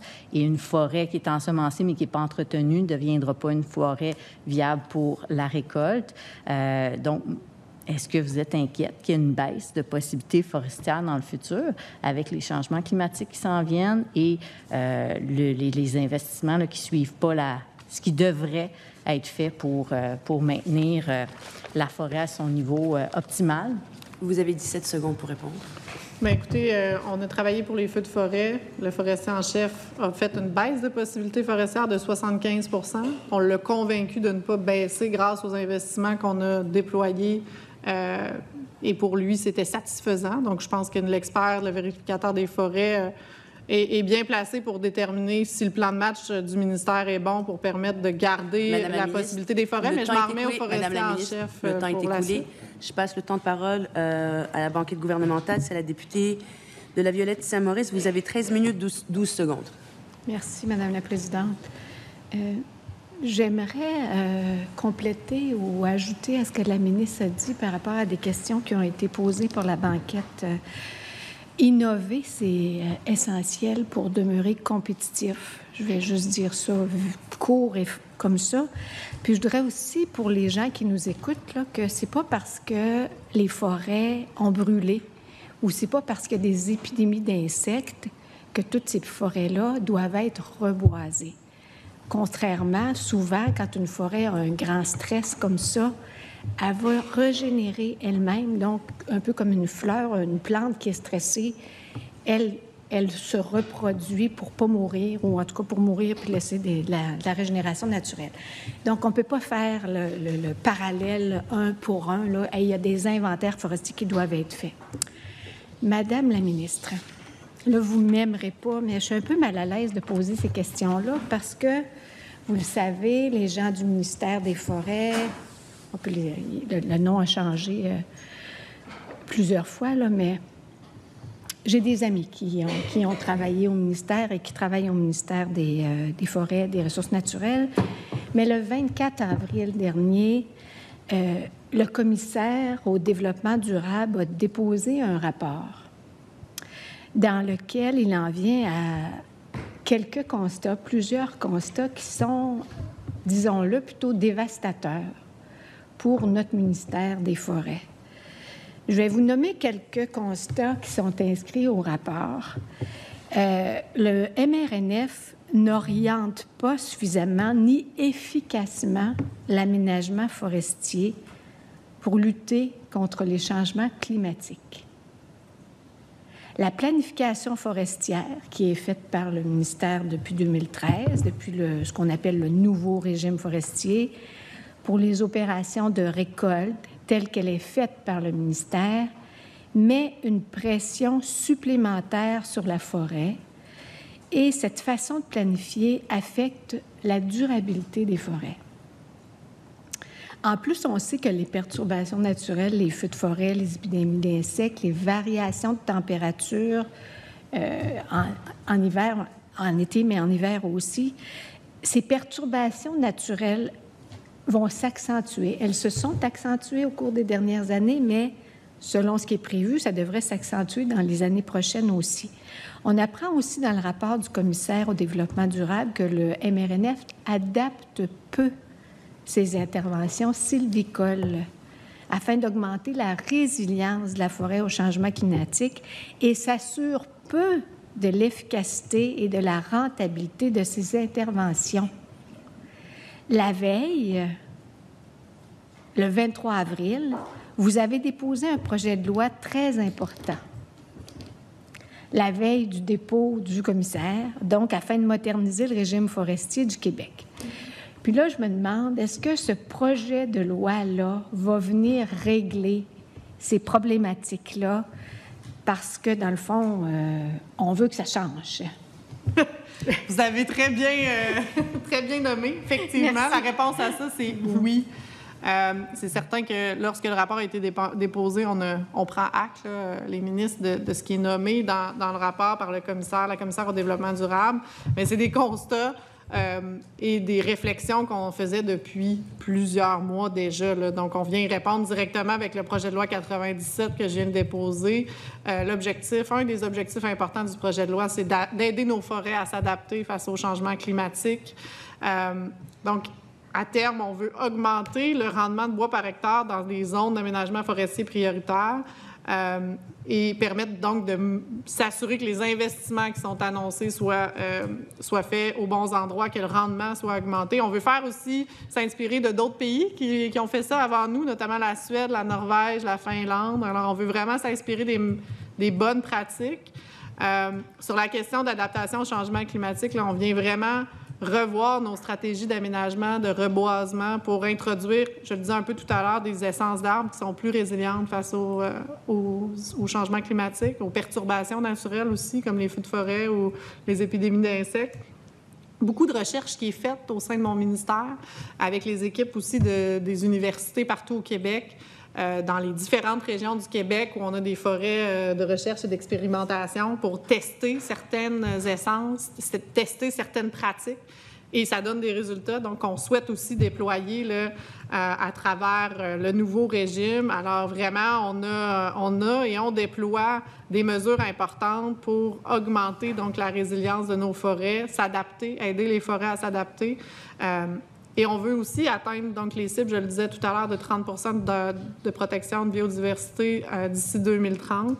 Alors, en faisant un aménagement forestier qui est en fonction des zones, on va venir vraiment s'assurer d'outiller nos forêts. Je pense que c'est le forestier en chef qui me nommait lors d'un de mes premiers briefages qu'on vient vacciner les forêts face au changement climatique quand on ferait de la sylviculture d'adaptation. C'est ce qu'on va venir introduire grâce au nouveau régime. Alors oui, on prend acte de ce que la commissaire nous dit pour l'adaptation au changement climatique notamment et pour les autres éléments qu'elle a nommés. Et le projet de loi vient vraiment s'assurer de répondre à ces demandes, à ces recommandations. Notamment aussi, vous l'avez dit, là, en termes d'investissement, on va avoir des forêts, oui, qui sont plus résilientes, mais insérer, là, donc, à s'assurer que les argents publics qui sont investis dans le reboisement vont servir à pérenniser la ressource. Alors, on veut être plus efficace grâce à ce projet de loi 97, plus efficace, plus prévisible pour tous les usagers et aider nos forêts à s'adapter au changement climatique. Je rappelle là, sur les questions d'aménagement forestier là, que le forestier en chef, auquel j'ai fait référence, est notre vérificateur général indépendant là, des forêts. Puis il va évaluer vraiment les possibilités forestières en fonction de l'état de la forêt. Alors, on vient au Québec couper que les intérêts de notre capital forestier. On ne vient pas entamer le capital comme si on pensait en termes de REER. Fait que c'est important. Puis, je comprends là, qu'il y a des inquiétudes, mais on souhaite y répondre puis s'assurer de faire les recommandations, là, d'appliquer les recommandations qui sont en place. Le projet de loi vient répondre à de nombreuses des recommandations. Et le forestier en chef nous avait donc aussi émis un avis là, de revoir nos façons de faire. C'est pour ça qu'on est en action depuis de nombreux mois maintenant, suite aux feux de forêt, pour moderniser le régime, avoir des stratégies d'adaptation là, de nos forêts. Des stratégies sylvicoles, là, donc qui vont permettre d'avoir une meilleure résilience.